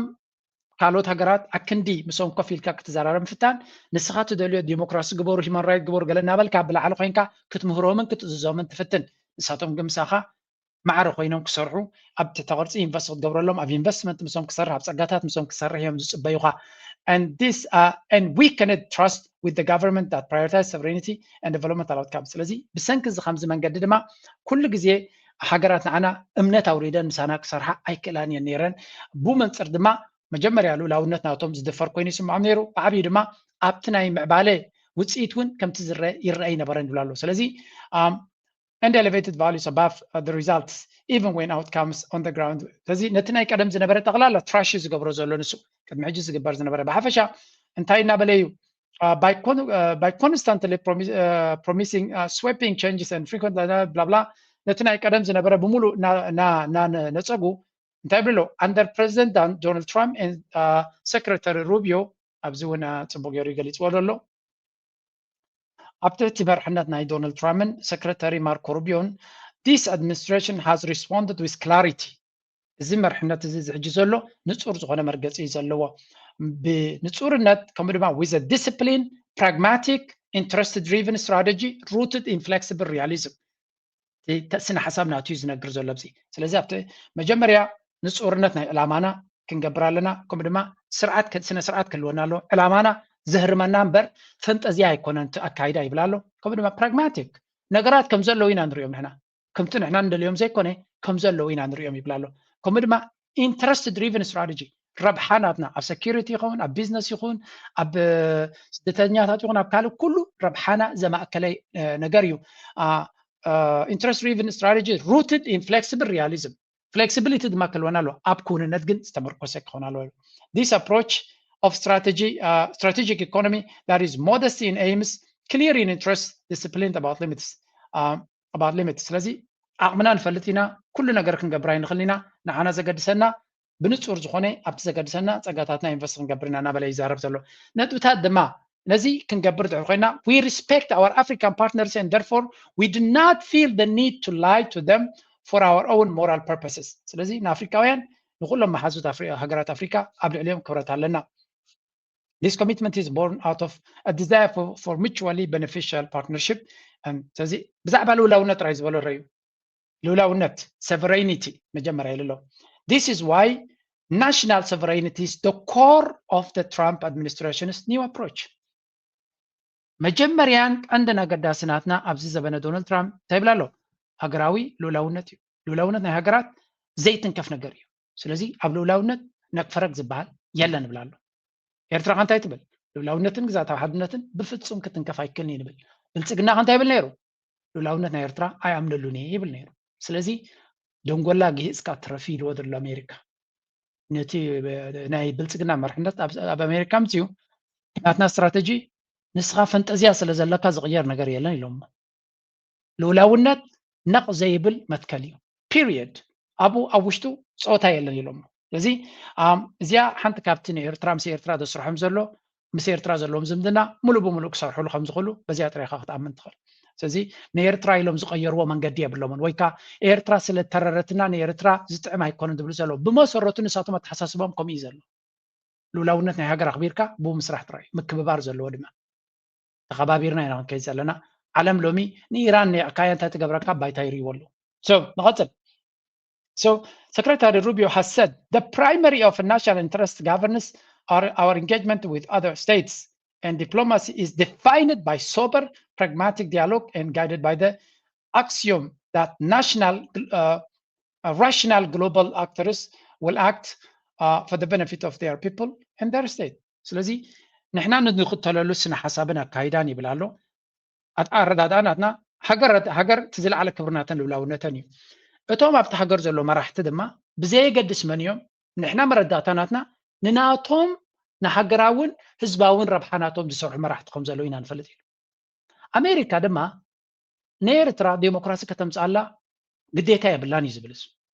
ኤርትራውያን ተደልዮም ንዖም ዝምልከት እዩ ምስ ኤርትራ ክንሰርሕ ከለና ንኣሜሪካ እንታይ የርባሓ ኢና ንርኢ ኢሉ ምስ ኣሜሪካ እንታይ ረብሓ ኣለና ኣበይ ብሓደ ክንሰርሕ ንኽእል ኣብ ፀጥታ ብሓደ ክንሰርሕ ንኽእል ዶ ኣብ ርግኣትን ሰላምን ናይ ቀርኒ ኣፍሪካን ቀይ ባሕርን ብሓደ ክንሰርሕ ንኽእል ዶ እወ ንግዲ ክንገብር ንኽእል ዶ ኣብ ማዕድናት ገለመለ ክንሰርሕ ንኽእል ዶ እወ ተወዲያ ኣላ ኣብ ኣሜሪካ ዘሎ ኣብ ኤርትራ ዘሎ መንግስቲ ንኤርትራውያን ዝምልከት እዩ ንኤርትራውያን ዝምልከት እዩ ኤርትራውያን ክፈትሕዎ ኣለዎም ከምዚ ዓይነት መደምደምታ ክበፅሑ እንድሕር ክኢሎም እዩ ትፅቡቕ ዝምድና ክመፅእ ዝኽእል ስለምንታይ ኤርትራውያን ጉዳይ ናይ ኤርትራ ንኤርትራውያን እዩ ዝምልከት ማንም ሰብ ክኣትዎም ኣይግባእን ናይ ኢትዮጵያ ንኢትዮጵያ እዩ ዝምልከት ስለዚ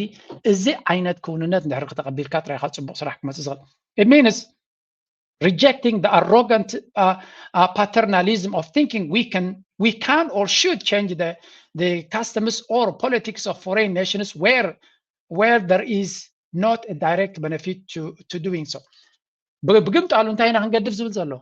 ንሕና ሞራላዊ ልዕልና የብልናን ንኤርትራ ከምቲ ንሕና እንደልዮ ሃገር ክትከውን ወይ ከምቲ ንሕና ንብህጎ ሃገር ክትከውን ከምቲ ንሕና ንደልዮን ንብህጎን ክትከውን ድማ ዝፈስስ ፀጋታት የብልናን ንዑ ጌርና ክንዕርዮ እሞ ረብሓ ከምፅኣልና ኢሉ ስለዚ ንዓና እቲ ሃገር ከምዘላ ኢና ንቕበላ ንረብሓና ኣንፃር ረብሓና ክሳብ ዘይከደት ባይ ደ ወይ ኣብቲ ዝብሎ ዘሎ ኣብቲ ናይ ሽርክነታት እውን ኣገዳሲ ዘረባ ይትዛረብ ወላ ምስ ቻይና ክሰርሕ ይኽእል እቲ ሃገር ኢሉ ንረብሓና ጥራይ ዝፀባእ ይኹን እምበር ምስ ራሻ ዲ ወላ ምስ ጀንዕፍሪት ክሰርሕ ፀገም የብልናን ኢሉ ጥራይ ኣንፃር ኢፌክቲቭሊ ኣንፃር ረብሓ ኣሜሪካ ዝኸይድ ነገር ክኸውን የብሉ So this is very, very important. أنا تقريمي زلوا أمريكا كساع كنزي لو تقبرون فتانو نايب حق نتا نابتي تيتانيك مركب ريغمان تقول فيلمي ايسبرغ كتي برد أبقدميهم كم زلوا بتبرد هيكون هالشيء وانا تيتانيك تايدا دونجياس لزراعي توين تبرد أمبر أغاد بما كتوا تخل نيره سلز أمريكا نتا ايسبرغ أبقدميهم زلوا جوبو يريولو مسوسة ترثراس إمام كفرسيوم سلز نتا مركب اللوم دي جزيه باللوم ممكن كتقوي وايم تفتون زلوا and these are good steps زي تيزقبرو زلوا حما steps هيكون كم يرتراو هنك خطري خلا so يقصلوا له بزيد حارن تايب له I wish I can give you دحن كيتنا وحكم كيتكم عم ببا ثم غلات إن كريكم كفتني but this is a very good article نفسه كسب كم ببوزل له as much as you can مالتي so policy shift the US engagement with Africa framed around national interest security commercial migration rather than aid كاب رديت ناب شركنتن ناب investment نيلون principle of reciprocity partnerships built on mutual respect and sovereignty ስለዚህ كل نقبر شركنت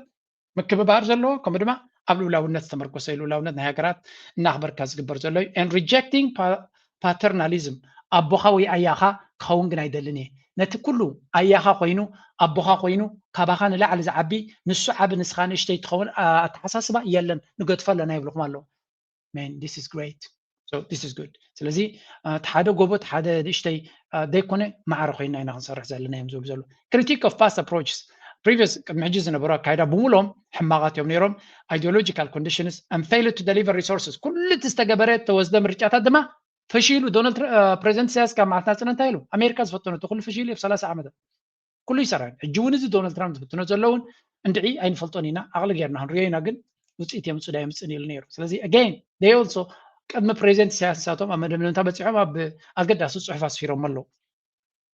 security and assistance narrow focus ibral US security aid concentrated on preventing catastrophic attacks against homeland كل تناي security نقبر صراحه له ابل امريكا ابرب حنا امريكا كمصن زخل صقم نممكات for example تناي كالوت قبر شبران قال نقدف اوكي بحري ابناي security ربحلو مسمرنا كاي بحر كعص يدلي يلون كاي بحر بزخون يكون منقدي شجر كغط ما يدلي يلون سلازي نتنا كاوز له اغرات حجزون يوم منتان اغراو ربحومن ناتهم ربحان كوحسلو ኤርትራ ግብፂ ስዑድያ ድማ ገዳስ ሃገራት እየን ስለዚ ሰለስቲን ክሰርሑ ከም ዝኽእሉ ነቲ ቀይ ባሕሪ ውሑስ ንምግባር እዚ ቅድሚት ንሪኦ ዘለና ፀገም ንኸየጋጥም ብኩሉ መንገዲ ምስተን ሃገራት ክሰርሑ ምዃኖም ርዱእ ጌርካ ተወዝኻ ትዘረባናቶም selective cooperation ሽርክነታት ናትና ድማ መሪፅና ኢና ንገብሮ ንኩሉ ሰብ ክንሕግዝ ኣይንኽእልና ኣባጅጎ ይኮና ዝመስል እዚ support directed to African nations demonstrating capacity and commitment እቲ ንብሓገዝ ነቲ ሓገዝ ተጠቂመን ናብ ግብሪ ከተግብሮ ዝኽእላ እንተኮይነን ራይ ኣብ ዝያደ ማያታ ናይ ኣምባሳደር ግርማይ ሃይለ ፅቡቅ ጌሩ ገሊፅዋ ነይሩ ወታደራዊ ሴኪሪቲ ንኣቢ እንድሕሪብካሲ እንታይ ገብረልካ ቀር ሃገሩ ከም ማሓደር ዘይከኣለ ሃገሩ ድሕነት ናይ ሃገሩ ከውሕዝ ዘይከኣለ እዚ ንቀርኒ ኣፍሪካ ከመይ ገይሩ ውሕስነት ከምፅኣልካ ይኽእል if you are rational ኖርማል ሰብ እንድሕሪ ኮንካሲ ኣብይ ኣሕመድ ካብ ኣዲስ ኣበባ ወፃኢ ሃገሩ ቋፅራ ይከኣልና ኣሎ ብግምቲ ኣሎ ኤርትራ ምፃእ ሃገሩ ሰማዩ ምድሩ ማያቱ perfectly protect ዝገብር ወታደራዊ ዓቕሚ ኣለዎ ስለዚ ምዝ እንድሕር ሰሪዕካ ውፅኢት ተምፅእ it's logic እዚ common sense እዩ ስለዚ again እቲ ኣሜሪካ መሪፃቱ ዘላ ካብ ዜሮ ተበጊሳ ኣይኮነት ነቲ ኩንነት ብምቕባል ዝብፅሕ ዘሎ እዩ ከምኡ ድማ selective cooperation ኣብ መወዳእታ ድማ burden sharing encouraging for other partners to share responsibility in security efforts ካልኣይ ድማ እንታይ ይብሉ ኣሎ ናይ ነፍሲ ወከፍ ፀገር ናይ ነፍሲ ወከፍ ሃገር ሽግርና ኣይኮነን ኢሎም ንሕና ክንሕግዘካ ተኮይና ክትሕግዘና ኣለካ ነቲ ፀገም ንሕና ሽግርካ ክንፈትሓልካ ኣይኮናን ሓጋጊዝና እንታን ሃባን ዘለዎ ሽርክነት እምበር ተሰኪምናካ ክንከይድ ድሌት የብልና ነይሮባ ከምኡ ኢልዎም ኣብ ሲንጋፖር ኮይኑ እቲ ሚኒስትር ምክልኻልናቶም ፒት ሄገስ ዝበሃል ተሰኪምናዮ ንኸይድ ሰብ የለን ድሕሪ ሕጂ ሃገር ይኹን ገለ ይኹን ክንጉሕፈ ኢና ኢሉ ጦርናቱ ባዕሉ ክፀውር ዘይክል ተኮይኑ ንሕና ክንስቆም ኣይኮናን ብግልፂ እዩ ዘሎ ኣብ ግሎባል ኮምፒቲሽን ክዛረቡ ከለዉ ምስ ቻይና ዝግበር ድማ China and Russia, US will not engage in zero-sum competition everywhere. ኣብ ኩሉ ቦታታት zero-sum game ኣይኮነን ክፃወት ኣብ ገሊኡ ክፃወት ይኸሙ ኣብ ኩሉ ግን ከምኡ ይኮነን ኢላ ስለዚ ሃገራት ንረብሓ ኣሜሪካ ክሳብ ዘኽብራ ምስ ቻይና ይኹን ምስ ራሽያ ክሰርሓ ፀገም የብልናን እዮም ዝብሉ ዘለዉ this is also ሓደ ዓብዪ ናይ ፖሊሲ ሽፍት እዩ ምክንያቱ ገለ ብዙሓት ሃገራት ኣፍሪካ ካብቲ ዘለዎን ክጓሓፋ ከም ዝኽእላ እዩ ዝንገር ነይሩ ምክንያቱ عند زقد سنة أنا بزوال انتهي بلو American value proposition reliability transparency قال بلا okay peace and diplomacy أبسلام and diplomacy okay conflict resolutions support for negotiated settlements citing Washington Accords Sudan war نابنتي بلو commitment to ending conflict through deal making and realism diplomatic style pragmatic interest driven rejecting moralizing approaches ስለዚህ ሞራላውዶ ገለመለ ዝብል ገዲፍካ ነቲ ኩነታት አባይታ ዘሎ ኩነታት ሪኻ ብረብሓ ተመርኩስካ እነቲ ኩነታት ክትፈትሐለካ ግን ዝ ሞራላዊ ሕቶም መርገጽና አምጻኻ ዝኸውን ነገር ያለን ብሎ ስለዚህ ጉዳይ ናይ ሱዳኑ በከመይ ከም ዝሪዎ ይሪሎ ኣብ ቁጠባ ድማ trade and investment shift from diplomacy to genuine partnership ካብ ዲፔንደንሲ ባ shift from dependency ካብ ጽግዕተኛነት ናብ ሽርክነት نسجاجرولون نمحزنة نسجاجرولو من جدينا هنكتل بلو critical minerals and infrastructure تمكلت أقدسي أتكرون بوميوم هذا critical minerals سجاتاتيوم كمدما أبتح تغرسي strategic infrastructure زي مسلو أبعتهم ممكن صار هنا بلو deal flow so over 25 billion in commercial deals supported as soon as administration began so as example mission business deals كيرنا لنا بلو غير وانو أبي كم زغون زي صحف زي حدا ነገር እዩ ዘርኤካ ኣሜሪካ ነዚ ነገር እዚ ሱቕ ኢላ ኣይኮነን ትገብሮ ዘላ ኩነታትና ታርያ ዘላቶ መድረኽ ኣንቢባ ኩሉ ነገር ዘዋፃን ዘይዋፃን ስለ ዝፈለጠት ዘዋፃና ዘበላ ክንገብሪና ዘይዋፃና እንትኾይሉ ድማ ኣይንገብሮን ኢና ስለዚ ከምዚ ክኸውን ጉዳዮም ዝብሉ ዘለው ብሓፈሻ ኣብዚ ጉዳይ እዚ ብዘይ ቃል ዓለም ኤርትራ ዕውት ኮይና ከም ትወፅእ ኤርትራ ዝያዳ ረባሒት ኮይና ክትወፅእ ከም ትኽእል ዝንገር ዘሎ ጎኑ ናቱ ገምጢልካ ተሪኻዮ ናብዚ ኣሜሪካ ብዙሕ ኤምባሲታት ናታ ካብ ብዙሓት ሃገራት ክትኣልም ምዃና ዝኻ እንታይ እዩ ኤፊሽንሲ ኣብዘይ እቲ ወላ እውን ኤምባሲታት ንገብረሉ ቦታ እውን ኣዝዩ ውሑድ ክኸውን እያ ትብል ዘላ ኣብዚ እዚ እውን ነብሱ ዝኻለ ዘገርም ኩነታት እዩ እቲ ኤምባሲታት ናቶም ኣበይ ጥራይ ክኸውን ዝበሃል ዘሎ according to the memo መጅውን ሰሚናይና 10 ሃገራት ጥራይ ኤምባሲ ናይ ኣሜሪካ ክህልዎን ዝኽእል ሳት ድማ ከም በዓል ኢትዮጵያ ጋና ኬፕ ታውን ሳውት አፍሪካ ማለት እዩ ዳካር ሴኔጋል ዳሬ ሰላምተን ዓበይቲ ዝበሃል ሃገራት ሪዮም ኣባተን እዮም ክገብሩ ዝኽእሉ ስለዚ ኣብ ኩሉ ነገር እውን ከምኡ ክገብሩ ከም ዘይክእሉ ኤምባሲ ናይ ኣሜሪካ ብኤርትራ ዘይሰፍሐና ንባኽየሉ ጉዳይ ዘለና ይመስለንን by the way ኩሉ ሰብ ከም ዝፈልጦ ከም ዘሎ ኤምባሲ ናይ ኣሜሪካ እንተገጂፉ ፀገምናትካ ክንዱ ይገጅፍ ዝዓበየ ኤምባሲ ናይ ኣሜሪካ በይ ዝፈልጡ ዶ ኣብ ኢራቅ ይመስለኒ ኣብ ኢራቅ ዲ ኣብ ሊባኖስ እዩ so ኤምባሲ ናይ ኣሜሪካ እንተዓብዩ you have a big problem already ምክንያቱ ኣብቲ ውሽጢ ኤምባሲ ናይ ኣሜሪካ እንታይ ይገብሩ ዝፈልጥ ሰብ የለን ናይ ሊባኖስ ኤምባሲ ናይ ኣሜሪካ ኢልኩም ሰርች ግበሩ it's incredible እዚ ኩሉ ሕንፍሽፍሽ መፂዋ ዘሎ እዚ ሃገር ኣብኡ ዘሎ ኤምባሲ ናይ ኣሜሪካ እንታይ ይሰርሕ ዝገርወን ነው ስለዚ ኤምባሲ ናይ ሓንቲ ሃገር ናይ ኣሜሪካ እንተዓብያ ኣብቲ ሃገርካ ሉላውነትካ ብመንፅር ምልክት ሕቶ ክህልዎ ከም ዝኽእል ግምት ክትወስድ ኣለካ ንግረ መንገዲ ክተቕሱ ዘለኒ so እዚ ተሓደይ ለንከነ ጎኑ ናይ ኣሜሪካ ብዙሕ እንደ ዝብለኩም ዘለኹ ሓንቲ ኣርቲክል ድማ ወፂያላ ምናልባት ነቶም ጎረባብትና ተስፋ ቁረፁ ዝዓይነታ እያ ትመስል ሓንቲ ዘረባ ነይራ ብዙሕ ግዜ ብዛዕባ ናይ ሶማሊላንድ ዝዝረብ ዝነበረ ኣሜሪካን ሶማሊላንድ ኣፍልጦ ክትበያ ገለ ንብል ነርና ዝበሃል ዘረባ ነይሩ መግለፂ ውፅኦም ሶሪ ከምታ ሓንተ በዘራኹኹም መግለፂ ውፅኦም ልኡላውነት ቁፅሪ ሓደ ስለ ዝኾነ ኣፍታሓለ ናፅነትኩም ገላገለ መለ ዝበሃል ነገር የለን ኢሎሞም ኣሎ ስለዚ ኣብ ልኡላውነት ቀዳምነት ስለነተኩር ልኡላውነት ናይ ሃገር ድማ ኣይትንክፍና ይብሉ ስለዚ ምስ ሶማሊላንድ ክንሰርሕና ሽርክነት ክንገብር ኢና ግን ትቐንዲ ኣገዳሲ ንልኡላውነት ኣተኪርና ስለንሰርሕ ዝግበር ነገር ክህሉ ይኮነን ናይ ሶማልያ ልኡላውነትን ግዛታዊ ሓድነትን ኣመና ኣገዳሲ ክኸውን ንዓና ይብሉ ድርወሲስ ሶማሊላንድ ኣበይ ነይራ መሲላትኩም ውይ ከብሎም ውዒሎም ቀኒዮም እዮም diplomatic trade and just one second after that this report examines the Horn of Africa security environment remains complex we are going violent okay anyway up ካልግ ዘከድ ለርኩም ጽቡቅ ዝኾነ ዘረባ በዓለት ቲቦርናጊ ከውዮም ጀሚሮም ዘሎ ምክንያቱ ናይ ሶማሊያ ልኡላውነትን ግዛታዊ ሓድነትን ቀዳማይነቲ ኣተኩሮ ሂብና እንሪዮን ካቶሎኒ ክኸውን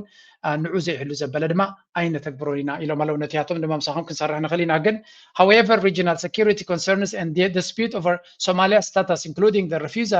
its refusal to cooperate with the national authorities present challenges for investment banking and trade እቲ ሶማሊላንድ ዝበሃል ምስቲ ፈደራል መንግስቲ ናይ ሱዳን ናይ ሶማልያ ዘይሰርሕ ተኮይኑ እውን ንኢንቨስትመንትን ንግድን እውን ኣገዳሲ ፀገም ክኸውን ይብሉ ኣለው ብሓፈሻ أمريكا نلولاونت نهاجر even أب سوماليلاند إسرائيل أفلط يبوز له أب لولاونت نهاجرات صوتك تتصوت كم زيت دلزلا أنا تصير تزارب الله سزي أبزيالاتكم the United States recognizes the sovereignty and territorial integrity of the Federal Republic of Somalia which includes the region of Somalia Somaliland سزي لولاونت جزات وحدنا سوماليا إنا نخبر Somaliland دما أبزي أبتعد سوماليا تودي الله فإذا زين بعلو كساب كندينة Somaliland زبال فنتر حرع زبالو زولون كم زبالين ولا نعبون زيا نفسها زغالت ملختيا معناته أبزيد ليو نجار تعاتيو كوجوس ما كم زغل قلنا حنت زرب الله أنا عجرنا نبتدي عندنا يبلسقنا سجرينا. World of international diplomacy, silence can sometimes speak louder than words. On May 24th, Eritrea celebrated its Independence Day. Across the country and among Eritrean communities around the world, people mark the occasion with pride, remembrance, and celebration. It is a day that honors a brutal, decades-long struggle for self-determination, as is customary across the globe. Neighboring nations, regional bodies. أمعتنا تنتنا مبل 35 عامتنا تنت معت تنبلنا تنت إيرترا بزحات مراحتنا هاجرات كمبالنا تشاينا روسيا أمريكا دونالد ترامب كلاتهم انكو حقوسكم إيرتراويان كبلونا خلو انكو حقوسكم زي بلونا مراحتنيرو حركاتهم بلتقلنا مراحناتهم انكو حقوسكم مبل 35 عامت أي بلن بقمت علو بردا غيرو نمعتنا تنتنا أشكال على الكساوات فتين مالتي ربابي ذكر ما يكونن لولاونتنا زدفر كجبر دحر مستوى ናይ ሶማሊያ ንሉላውነት ንማዕልትና ጽነት ኤርትራ እንኳ ሓጎሰኩም ክብል ዘይምኻሉ ግን ናይ ብሓቂ ዘስደምም ነይሩ ስለዚ ኤርትራ ኣብ ጉዳይ ናይ ሶማሊያ ቀዳመይቲ ንሉላውነት ናይ ሶማሊያ ደገፍ ሰሓበት ነዚ ሕማቕ ሰብኣይ ድማ ሕማቕ መራሒ ክንደ ኤርትራ ዝሓገዘቶ ኣይነበረትን ኣብ ጎኑ ደው ዝበለት ኣይነበረትን ግን ጠላማት ስለ ዝኾኑ መራሕቲ ናይ ቀርኒ ኣፍሪካ and this is also a very good statement a very good መረጋገፂ ዝንሪኦ ዘለና ነዚኣቶም እትገብሮ ሓለፋ ኩሉ ግዜ ጥንቃቐ ሕሳብካ ጌርካ ትገብሮ ያብትዋን ትጽብቕ ኢነ ኤርትራ ኣብ ዲፕሎማስያዊ ድጋፍ ይብዋ ምክንያቱ ንሉላውነትን ግዛታዊ ሓድነትን ናይ ኣፍሪካ ንመትከላት ናይ ሕብረት ኣፍሪካን ናይ ዓለምን ስለ ዝደገፈት ፀገም ኣይነበሮን ግን ከም ትሪእዎ ዘለኹም ንመዓልቲ ናፅነትና እውን እንኳ ሓጎሰኩም ክብል ኣይከኣለን ንኣቦ ከየቆጥዕ ኢሉ ምስ ኣቢ ወሽልኽልኽ ይብል ስለ ዘሎ ነዚኣቶም ኤርትራ ብዙሕ ሓለፋ ገይራትሎ ነዚ መራሒ እዚ ድማ ከመይ ዝበሉ ምልምል ሰራዊት ቅድሚኡ ዝነበረ መሐመድ ፍርማጆ ዝገበረቶ ስምምዕ መሰረት ከመይ ዝበሉ ወታደራትን ፖሊስን ኩሉ ሓይሊ ኣየር ናቱ ዘሎ ሓላፊሲ ኤርትራ ዘሰልጠነቶ ስለዚ ኤርትራ ዝገበረትሎም ነዚኦም ድሓን ካብ ዝግዳእ ትረኽቦት ኤርትራ እምበር መራሕቲ ናይ ቀርኒ ኣፍሪካ ተስፋ ዘቑርፁ ምዃኖም ጥራይ ንክንፈልጥ ኢለ ክንርድኦ ዘለና ብዝኾነ ኣብዚ ሓንቲ ፅብቕቲ ቪድዮ ገይሮም ነይሮም ኤርትራውያን እዮም እዚ ኸዓ ሓደ ካብቲ ዝሕዝን ክፋልናት እዩ መዓልቲ ናፅነት ናትና ዝኣክል እንኳ ሓጎሰኩም ክብሉ ዘይክእሉ መራሕቲ እንድሕር ኮይኖም መቸም ንሱ ንባዕሉ ዕድመ ስልጣኑ ንዝተወሰነ ግዜ እዩ ዘሎ ክንምንታይ ክቕፅል ክንፈልጦ የብልና Now let's shift our focus to the topic of the day ዓለም ምሉእ ዘዛርብ ዘሎ ጉዳይ ናቶም ናይ ብልፅግና ክንሪ እንታይ ይበሃል ኣሎ ብዙሕ ካቨሬጅ ክንቦ ደስ ኣይብለና እንዲ ግን it is also important ግድን ገለ ክትብል ኣለካ Prime Minister Abiy Ahmed looks set to secure another term. The election comes at a critical juncture as Africa's second most populous nation faces economic pressures, security challenges, and unresolved regional tensions. Our chief Africa correspondent Jennifer Sapsaja joins us now from London to unpack the story. Jen, was this election really ever in doubt? And what does the expected result out of this tell us about the future of Ethiopia's political landscape? ምርጫ ናይ ብልፅግና መቸም ኣዛራባ ርእሲ እንዲ ኮይኑ ዘሎ ዝተፈላለየ ፕሮፓጋንዳ ክገብሩሉ እዮም ዝፍትኑ ዘለዉ ዳርጋ እቲ ምርጫ ከመይ ነይሩ ፅቡቕ ዲ ነይሩ ውፅኢታዊ ዲ ነይሩ ንዝብል ዝኾነ ይኹን ዘረባ ክትበሉ ትኽእል ነገር ኣይኮነን መብዛሕትኦም ኢትዮጵያውያን ትኽክለኛ መልሲ ሂቦም ኣለዉ ምዕራባዊ ዓለም ከመይ ከም ዝነበረ እስከ ናይ ብሉምበርግን ናይ ካልኣይ ናይ ፈረንሳይን ክበኩም እየ ከመይ ገይሮም ናብ ኤርትራ ከም ዝጠዋዊዎ ድማ ክትሪኡ Well, Abir, the short answer is no. There were many people who were saying this was a foregone conclusion even before the voting started. And part of the reason is due to a few factors. If you take a look at the opposition, it had been fragmented over the past few months and year. There's also been concerns just about the domestic situation that a number of... ብሓፈሻ እንታይ እዮም ዝብሉ ዘለዉ እቲ ምርጫ ክፉትን ርትዓውን ፍትሓውን ዲ ነይሩ ንዝብል ናውና ኣይነበረን ጌጋ ሕማቕ ምርጫ እዩ ነይሩ ውፅኢት ናቱ ከይተጀመረ ከሎ ፍሉጥ እዩ ነይሩ ዳርጋ ተቃዋሚ ነበሮን መልሲ ናቱ ፍሉጥ እዩ ነይሩ ንከምስሉ ዝገበርዎ ምዃኑን ስለዚ እቲ ዓብ ክፋል ድማ ናይቲ ኢትዮጵያ እውን ክመርፅ ኣይከኣለን ስለዚ parts of Tigray excluded from the vote for security concern ከም ድማ ኢትዮጵያ grapples with high inflation and mounting debt ኢትዮጵያ ኣብ ከቢድ ዝኾነ ናይ ኣዝዩ ሕማቕ ምንሃር ዋጋታትን ከምኡውን ብዕዳ ክሳብ ዓንቀራ ተበሊዓ ዘላ ሃገር ምዃና እዮም ዝገልጹ ዘለዉ ብሓፈሻ ዓብዪ ሚድያዊ ሸፈነ እንዲረኺቡ ዘሎ ኣብዚ ንፅቡቁ ድዩ ንሕማቑ ኢንጂነር ይልቃል ፅቡቅ ገይሩ ገሊፅዎ ነይሩ ግን ብዛዕባ እቲ ናይ ምርጫ ግን መስሓቅ ከም ዝነበረ ንእሽተ ጆክ by the Ethiopian Prime Minister. Well, I think I was taken aback by this announcement. World will never forget what the Prime Minister of Ethiopia said today. It is a groundbreaking, historic announcement which the Prime Minister of Ethiopia has made today. Interesting, to be honest. I cannot help laughing. The Prime Minister of Ethiopia cast his vote. Oh my God. And he said that whatever the result is, I will accept with grace.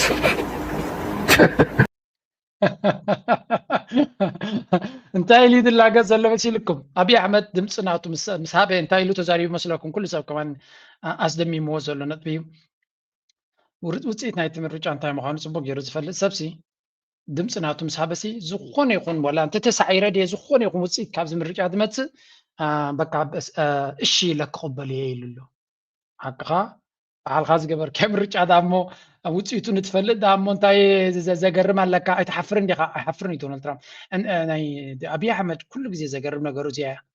ማራ ዘይሓፍር ደፋር ስለ ዝኾነ ኣብዚኣ ጉዳይ እዚኣ ብዙሓት ሰባት ተፈላለየ ርእቶታት ተሽሚዮም ዝብዎ ግን ሂዝ ፈፂሙ ስክፍታ ዘይብሉ ምዃኑ ምግንዛብ የድሊ ማለት እዩ party. There's also been renewed fighting between armed groups in other parts of the region. And it's not just domestically, regionally, Ethiopia has gained a few more tense characteristics, or excuse me, tense relationships between countries like Somalia. There's also Eritrea. Ethiopia has been concerning countries like Egypt as well for the building of a dam that we saw open last year. And then there's also complications with the war in Sudan. And so there's really concern about just the political situation in Ethiopia and what that has meant really to any sort of peaceful democracy. Again, this is also very good. ናይ ብሓቂ ፅቡቅ ዝኾነ ነዚ ክተቕሲድ ፅበዮም ኒኻ መብዛሕትኡ ግዜ ንኢትዮጵያ ሸፈፍ ኢሎም ሞያም ዝሓልፉ ኣብዚ ግን ፅቡቅ ዝኾነ መረዳእታ የብለው ምክንያቱ ኣብይ ኣሕመድ ነታ ዓዲ ብምልኣ ንእሽተይ ክፋል እዮም ዝገልፁ ዘለዉ በቲ ዝግባእ ቋንቋ ይዛረብሉን እዮም ዘለዉ ኣብ ክልል ትግራይ ጠቕላላ ምርጫ የለን ወይ ዓበ ክፋል ናይ ትግራይ ምርጫ የለን ኣብ ክልል ኣምሓራ ኣብ ብዙሕ ክፋላት ምርጫ የለን ኣብ ክልል ናይ ኣብ ካልኦት ክልላት ናይ ኦሮሚያ እውን ኣብ ገጠራት ምርጫ የለን እዚ ጥራይ ግን ኣይኮነን ከቢድ ዝኾነ ኩናት ድማ ይካየድ ኣሎ ኣብ ብዙሕ ቦታታት ማለት እዩ ኩሉ እዚ እናተኻየደ ከሎ ድማ ምስ ጎረባብቲ ሃገራት ምስ ሶማል ኣብ ወጥሪ እዩ ዘሎ ምስ ኤርትራ ኣብ ወጥሪ እዩ ዘሎ ምስ ሱዳን ድማ ኣብ ኩናት ናይ ሱዳን ድማ ሓደገኛ ተሳትፎም ዘለዎ እዩ ዝነገር ስለዚ ብሓፈሻ ኣብቲ ከባቢ ሰላም ዝበሃልን ርግኣትን ከምዘይህሉ ገይሩ ዘሎ መራሒ እዩ ኣብቲ ምርጫ ድማ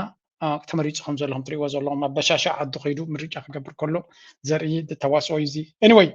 this is also ኣብዚ እውን መብዛሕትኦም ሚድያታት ቤላ ገይሮም ሃሪሞም ኣለዉ እንዲኦም from this vote? Well, there might be free and fair in the capital city, but in whole swaths of the country, people are simply unable to vote. There's the war-torn region in Tigray, there's the Amhara region. I'm speaking just officially. Many bureaus of vote are simply not open. That's what the government is talking about. But having said that, there are going to be opposition seats because ብሓፈሻ ኣብ ብዙሕ ቦታታት ምርጫ ንኽካይድ ስለ ዘይክእል ዘሎ እተን መናብርትያተን ክፉታት እዮም ክኾና ምክንያቱ ምርጫ ከይገበርካ ወከልቲ ክትገብረለን ኣይትኽእልኒ ኢኻ ምናልባት ንሱ ተሓቢኡ ዝገበሮ ምርጫታት ስለ ዘለዎ ወናብር ኣምፂኡ ክጥቀመሉ ክፍትን እዩ ግን ኣብ ብዙሕ ቦታታት ምርጫ እንተደይ ጌርካ እቲ ወናብር ክፉት ክኸውን ማለት እዩ ናይ ትግራይ ንኣብነት ምርጫ ተደይ ጌርካ ካብቲ 540 ገለ ዝብልዎ መናብር ነቲ ትግራይ ዝምልከት ክፉት ኢኻ ክትገድፎ እንተደይ ጌርካ ማለት እዩ ስለዚ ብሓፈሻ እቲ ባይቶ ዝገብሮ ዘሎ ኩሉ ፈይክ ምዃኑ እንታይ ከይስ ከይብሉ ኣብዚኣ ንዓታቶም ፅቡቅ ገይሩ ዝሃርሞም መን ይመስልኩም ጀዋር እዩ ኣብዚኣ ስምዕዎ እስከ ከዛ ውስጥ ኤሊጂብል የሆነ ቮተር እነማን እንደሆኑ ይታወቃል ለማንኛውም እስቲ መጀመሪያ እንስማው ምን ያህል ሰው ተመዝግቦ እንደነበረ ሚሊዮን ህዝብ መመዝገብ ማለት ታሪካዊም ነው ምዝገባው 54 ሚሊዮን ህዝብ መመዝገብ ማለት ታሪካዊም ነው። ምዝገባው በራሱ የኢትዮጵያ ሕዝብ መሪዎቹን ኣብዚያ ጥራይ ሓዙለይ 54 ሚሊዮን ኢትዮጵያውያን ተመዝጊቦም ንምርጫ ይሳተፉ ከም ዘለዉ ነጊሩ ነይሩ። እዛ ዘረባ እዚኣ ኣብ ሚድያናቶም ከም ሕሱም እዮም ዝግዝግሱላ ዘለዉ 54 ሚሊዮን ሽዱሽተ ገለ ከማን ኣሎ መስለኒ ናው ጀዋር ከመይ ገይሩ ዲባንክ ክገብሮ እዩ ነዚ ሓሶት እዚ ክትርእዩ ምክንያቱ 54 ሚሊዮን ክህሉ ይኽእል ደብቲ ዓዲ ክሰምዑ ኢኹም ንምንታይ ብሓሶት ዝተነጥቀ መንግስቲ ከም ዝኾነ እዚ ንክትፈልጡ ጥራይ አሃዝ የምንጠቀመው የአንድ ሀገር የስታቲስቲክስ ኤጀንሲ ብዙ ስራዎችን ይሰራል። ከዛ ውስጥ ዋናው የህዝብ ቁጥር ነው። ህዝብ ሲቆጠር በእያንዳንዱ ቀበሌ በእያንዳንዱ ወረዳ ስንት ወንድ ስንት ሴት ስንት ህፃን እድሜ ክልሉ የተለያየ ዲሞግራፊክን ይሰራል። ኦፍኮርስ ኢትዮጵያ ውስጥ ኦልሞስት 20 ዓመት ሊሆን ነው የህዝብ እና ቤት ቆጠራ አልተደረገም። የኢትዮጵያ ስታቲስቲክስ ኤጀንሲ ሲጠቀም የነበረው የፕሮጀክሽን በ2007 እንደ አውሮፓውያን አቆጣጠር የተደረገውን የህዝብና ቤት ቆጠራ እንደ ቤዝ በመጠቀም ከዛ ህዝቡ በየአመቱ ይሄን ያህል ቢያድግ ስንት ደረሰ ብሎ ነው እየሄደ ያለው። ባለፈው ጁላይ ስንት ደረሰን ያለው ኢትዮጵያ ስታቲስቲክስ ኤጀንሲ ወደ 112 ሚሊዮን ደርሷል ነው የሚለው። ከዛ ሕጂ እንታይ ዝብል ዘሎ ብዛዕባ እቲ ስታቲስቲክስ ቢሮ ወይ እውን ቤት ፅሕፈት ናይ ስታቲስቲክስ ናይ ኢትዮጵያ እዩ ዝዛረብ ዘሎ ኣብ 2024 ግምገማ ናይ ህዝቢ ገይሩ ከም ዝነበረን ናይቲ 2006 እዮም ገለ ዝገበርዎ ንዑ ቤስ ተጠቂሙ ፕሮጀክሽንስ ስለዚ ከፊላዊ መፅናዕቲ ኢኻ ትገብር ሙሉእ መፅናዕቲ ክትገብር ክቡር ስለዝኾነ ስለዚ በቱ ዝገበርዎ መፅናዕቲ ህዝቢ ኢትዮጵያ 112 ሚሊዮን ምዃኑ and they are telling us 135 ሚሊዮን ምዃኑ ንግሆም ምሸት ንሓን እሱ ንግደፎ 112 ሚሊዮን ኣብዚ ሕጂ ፅቡቅ ገይሩ ዝገልፀ ግን እታ ግዜ ሴፍ ክገብረልኩም ሳምራይዝ ገይረልኩም ስለ ዘለኹ እዩ ሕጂ እንታይ ይብል ኣሎ እዛ 54.5 ሚሊዮን ህዝቢ ተሳቲፉ ዝበሃል ዘሎ ክንምንታይ ኩንነት ዘይብሉ ቁፅሪ ምዃኑ እዩ ዝነግር ዘሎ ትቢት ሃይ ነበር ኣብነት statistical improbability ብቁፅሪ ብቁፅሪ እስከ ክንዛረበ ይብል ኣሎ መብዛሕትኦም analysis argue that based on Ethiopia's projected population መብዛሕትኡ ትግምጋም ናይቲ ህዝቢ ካብ 12 ክሳብ 115 ሚሊዮን ህዝቢ እዮም ዝኾኑ ካብቲ ናይ ዴሞግራፊክ ዴታ ድማ እንታይ ይብል ኣሎ 50 ሚታዊት ናይቲ ህዝቢ ትሕቲ ዕድመ ምዃኑ is under age ስለዚ መብዛሕትኡ ህዝቢ ኣፍሪካ ብመንእሰያት ዝተዓብለለ ስለ ዝኾነ ካብቲ ቁፅሪ ናይቲ ህዝቢ ፍርቂ ናይቲ ዘሎ ህዝቢ ትሕቲ 18 ብምዃኑ ንምርጫ ዝበቅዕ ህዝቢ ኣይኮነን ማለት እዩ ይጋል voting age of 18 ስለዚ ካብቲ ሰብ ዝመርፅ ካብ 18 ንላዕሊ እዩ ትሕቲ ዕድመ ድማ እዮም 50 ሚታዊት ናይቲ 112 ሚሊዮን ድሕሪና ማለት እዩ ስለዚ 112 ወይ 115 እንተኢልካ 50 ሚታዊት ታሪኻዮ registering 54.5 million voters is mathematically impossible ስለዚ ፍርቂ ናይቲ ህዝቢ ኣይ ትሕቲ ዕድመ እዩ ክመርፅ ኣይክእልን ድሕሪልካ ካብቲ ዝተረፈ ህዝቢ 54.5 ሚሊዮን ከተመዝግብ ዘይከኣል እዩ ምክንያቱ ብጭብጢ ኢኻ ትዛረብ ዘሎ ስቑ ኢላ ሃብሃውሪ ይኮነን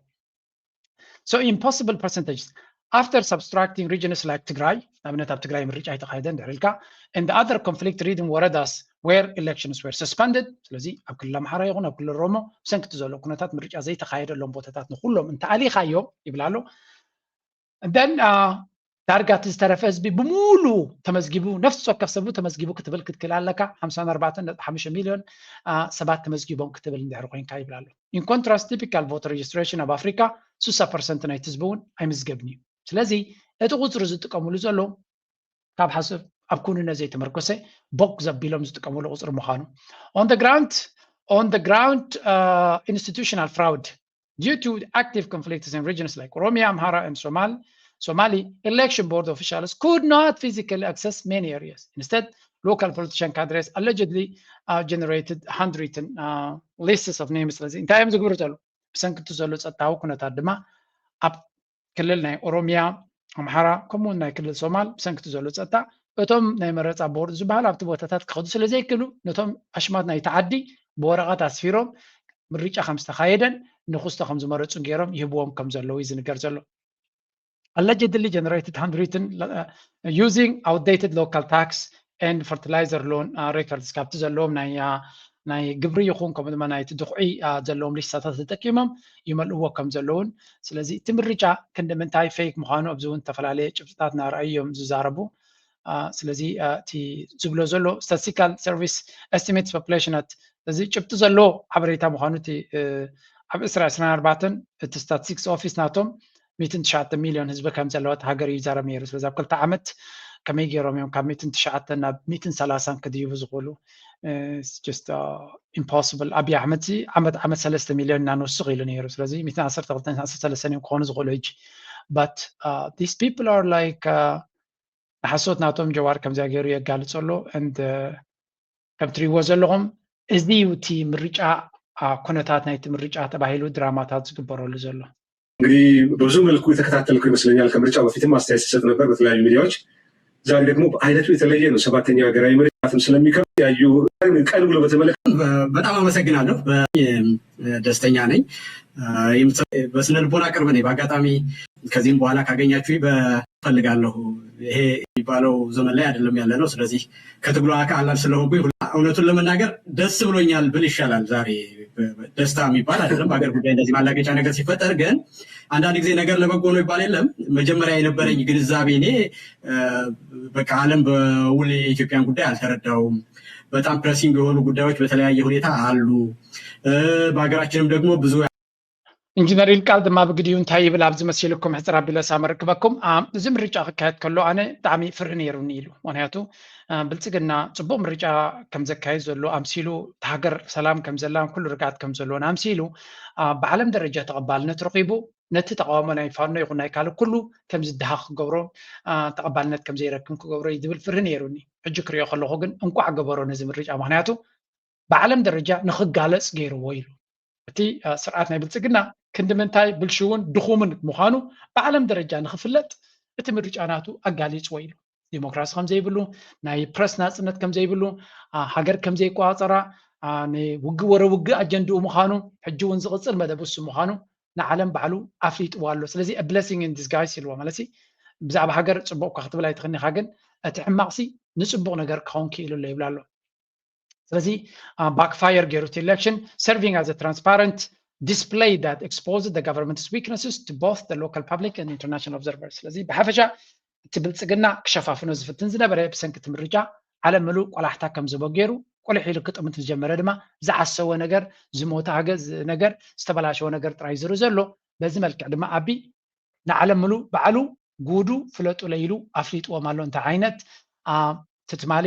ኖቤል ፕራይዝ ወሰደ ዲሞክራሲያዊ ዝብልዎ ዝነበሩ እታ ቃል እትያ ደጊሞም ኣብ ልዕሊኡ ከም ዘይጥቀሙላ ይገብሮም ኣሎ ይብላ ኣሎ international awareness he notes that the global mainstream media coverage demonstrates the international community now fully understands the reality of Ethiopian political crisis and armed conflicts ብሰንኪ እቲ ዝግበር ዘሎ ሰፊሕ ዝኾነ ሸፈነ በልጀዚራ በሎ ብብሉምበርግ በሎ ብሲኤንኤን በሎ ብቢቢሲ በሎ ብፍራንስ እዚ ናይ ፍራንስ ሚድያታት መቐፃል እዮም ዝገብሩ ዘሎ ዶይቸ ቬለ በሎ ከምኡ ድማ ኩላቶም ቶም ፅሑፋት ዝገበርዎ ኣርቲክልስ ኢኮኖሚስትን ካልእ ንሪኢኻ ኣብ ኢትዮጵያ ዘሎ ፖለቲካዊ ቅልውላው ወታደራዊ ቅልውላው ቁጠባዊ ቅልውላው እንታይ ከም ዝኾነ ዓለም ሙሉእ ኣተኩሮ ሂባ ንኽትፈልጦ ዝለዓለ ፅልዋ ዝገበረ እንተሎ እዚ ምርጫ ኢሉ እንተዘይከውን ቆላሕታ ይመሃቡና ነይሮም በቲ ፕሮፓጋንዳ ናቱ ጥራይ ክሽፍኖ ምኽኣለ ነይሩ ስለዚ ቫሊዴሽን ኦፍ ኣርምድ ስትራግል ነቲ ዝግበር ዘሎ ቃልሲ ድማ ብተደጋጋሚ ክግለፅ ስለ ሰምዖ ዘለዉ እንታይ ይብላ ኣሎ እቲ ቃልሲ ናይ ህዝቢ ምሓራ ይኹን ናይቶም ብኦላ ዝግበር ዘሎ በኦሮሞ ክንምንታይ እቲ ህዝቢ ይቃለስ ከም ዘሎ ንሱ እውን ብዓብዪ ኣብቲ ሜይንስትሪም ሚድያ ክዝረብን ሪፖርትድ ክኸውንን ዕጥቆም ሒዞም እውን ኣብ ብዙሕ ሪፖርትታት መፅኦም ማለት እዩ ስለዚ ረጂም ስትክላይ he concludes that the administration's capacity to govern has completely eroded ስለዚ ኣብ ከምዚ ደረጃ ድማ ነቲ ሃገር ከም ማሓድራ ከም ዘይክእል ዘሎ ብዓለም ደረጃ ተፈሊጡ ኣሎ እታ ፐርሰፕሽን ድማ ተገዲሳ እያ ነይራ ነው ስለዚ ኣብቲ ዓዲ ድኹም ምዃኑ ኩሉ ሰብ ፈልጥ ነይሩ ፋኖ ይፈልጡ ወላ ካልኦት ፈልጡ ሕጂ ግን ብዓለም ደረጃ እውን ዘለዎ ተቐባልነት ብኡ መንፅር ክሃግግ ከም ዝኽእል እዮም ዝነግሩ ዘለዉ ወላ እቲ ፋኖ እውን ባዕሉ ኣብቲ ኩናት ኣብዚ ዝግበር ዘሎ ምርጫ ሙሉእ ብሙሉእ ፍሹል ዝኾነ ኣካይዳ ይገብር ከም ዘሎን ዝኾነ ይኹን ዝጭበጥ ሓይሊ ከም ዘይብሉ በቶም መራሕትናቱ ተደጋጋሚ ክገልፅ ቀኒ ኣሎ ሓደ ካብኣቶም እቲ አስረስ ዝበሃል ናይቲ ፋኖ መራሒ የተለያዩ ሚዲያዎች ዘገባ በማውጣት የህዝብ ተሳትፎ ማሳየት ነበር። በዛ መሰረት ህዝቡ በአደባባዮችን ወጥቶ ምርጫ የሚያስደርግ ነባራዊ ሁኔታ የሌለ መሆኑን በይፋ ገልጿል። በመዋቅራችን በኩልም ተገቢውን ፖለቲካዊ ትግል አድርገናል። ከዛ ጎን ለጎን አገዛዙም ያደረጋቸው ወታደራዊ እንቅስቃሴዎች ነበሩ። በሌላ በኩል ደግሞ የሚፈልገውን የመግደያ ሰርቲፊኬት ወይም የመንግስትነት ብሓፈሻ እቲ ፋኖ ድማ ነቲ ምርጫ ኩሉ እቲ ነገራት ፌክ ምዃኑ ንምርግጋፅ ኩሉ ዝከኣሎ ከም ዝገበረ እዩ ዝነግር ዘሎ። ስለዚ እቲ ምርጫ ቅቡልነት ከም ዘይህልዎ ናብ ብዙሕ ቦታታት ክካየድ ከም ዘይክእል ፀጥታዊ ድሕነት ዘውሕስ መንግስቲ ከም ዘይኮነ ሴኩሪቲ ከም ዘየለ ህዝቢ ከም ዘይተሳተፈ ንምፍላጥ ዝገበርናዮ ቃልሲ ዕውት እዩ ነይሩ እዩ ዝብል ዘሎ ስለዚ ብዓብ ደረጃ ድማ ነቲ ምርጫ ነቲ ኣብ ኩሉ ኣካይድና ዝብል ዝነበረ ብብዙሕ መንገዲ ከፍርስዎ ከም ዝኽኣሉን ዝተወደበ መጥቃዕትታት ብምግባር ድማ ኣብ ብዙሕ ቦታታት ማለት እዩ ወታደራዊ ሓያል ዝኾነ ረፅሚ ይካየድ ከም ዝነበረ እዩ ዝነግር resulting in armed clashes and tactical operations across ኣብ ልዕሊ 200 ዝኾኑ ቦታታት ዝተፈላለየ ወታደራዊ ጎንፅን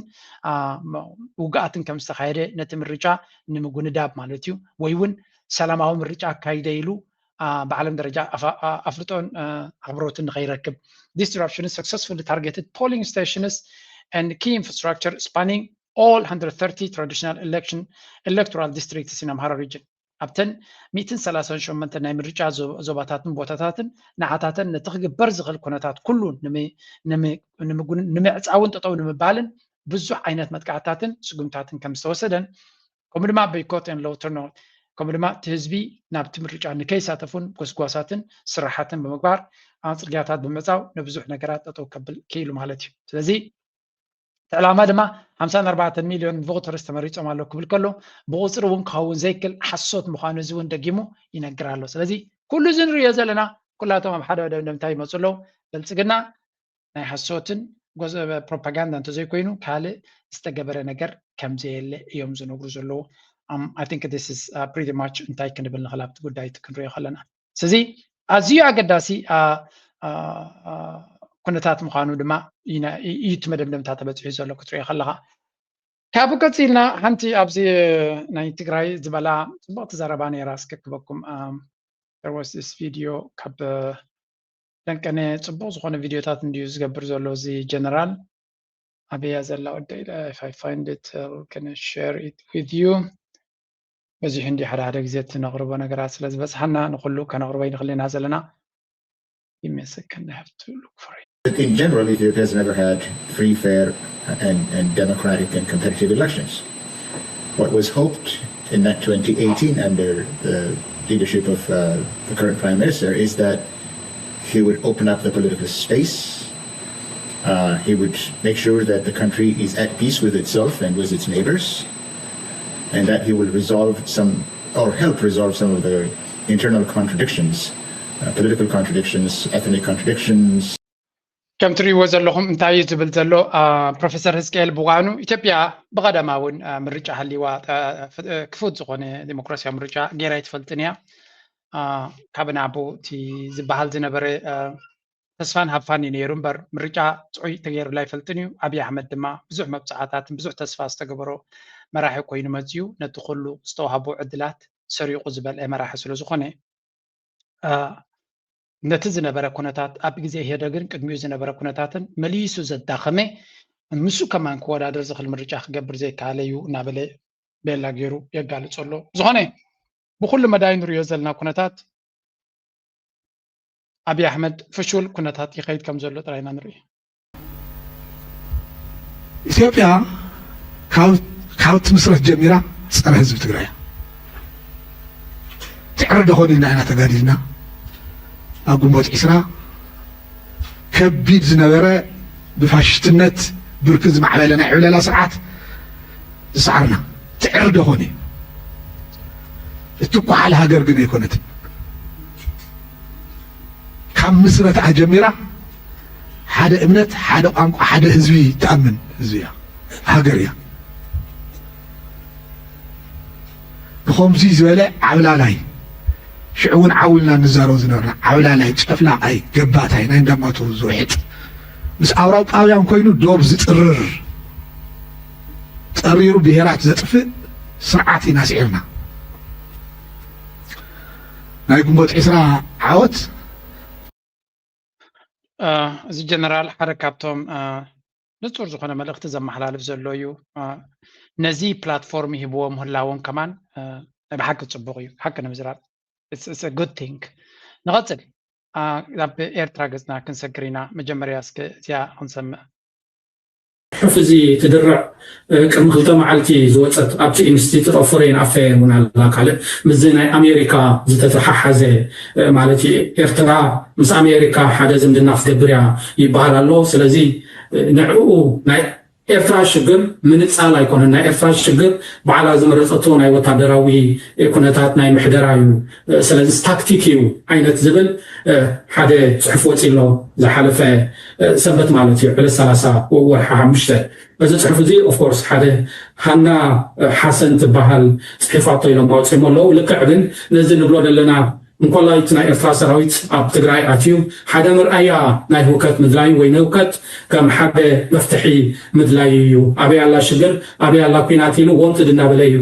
ዝኸይድ ዝብል ስነ ሓሳብ እያ ኣብኡ እንደሪዓ ኣላ ማለት እዩ ሕጂ እዚ ኩነታት እዚ ወላ እኳ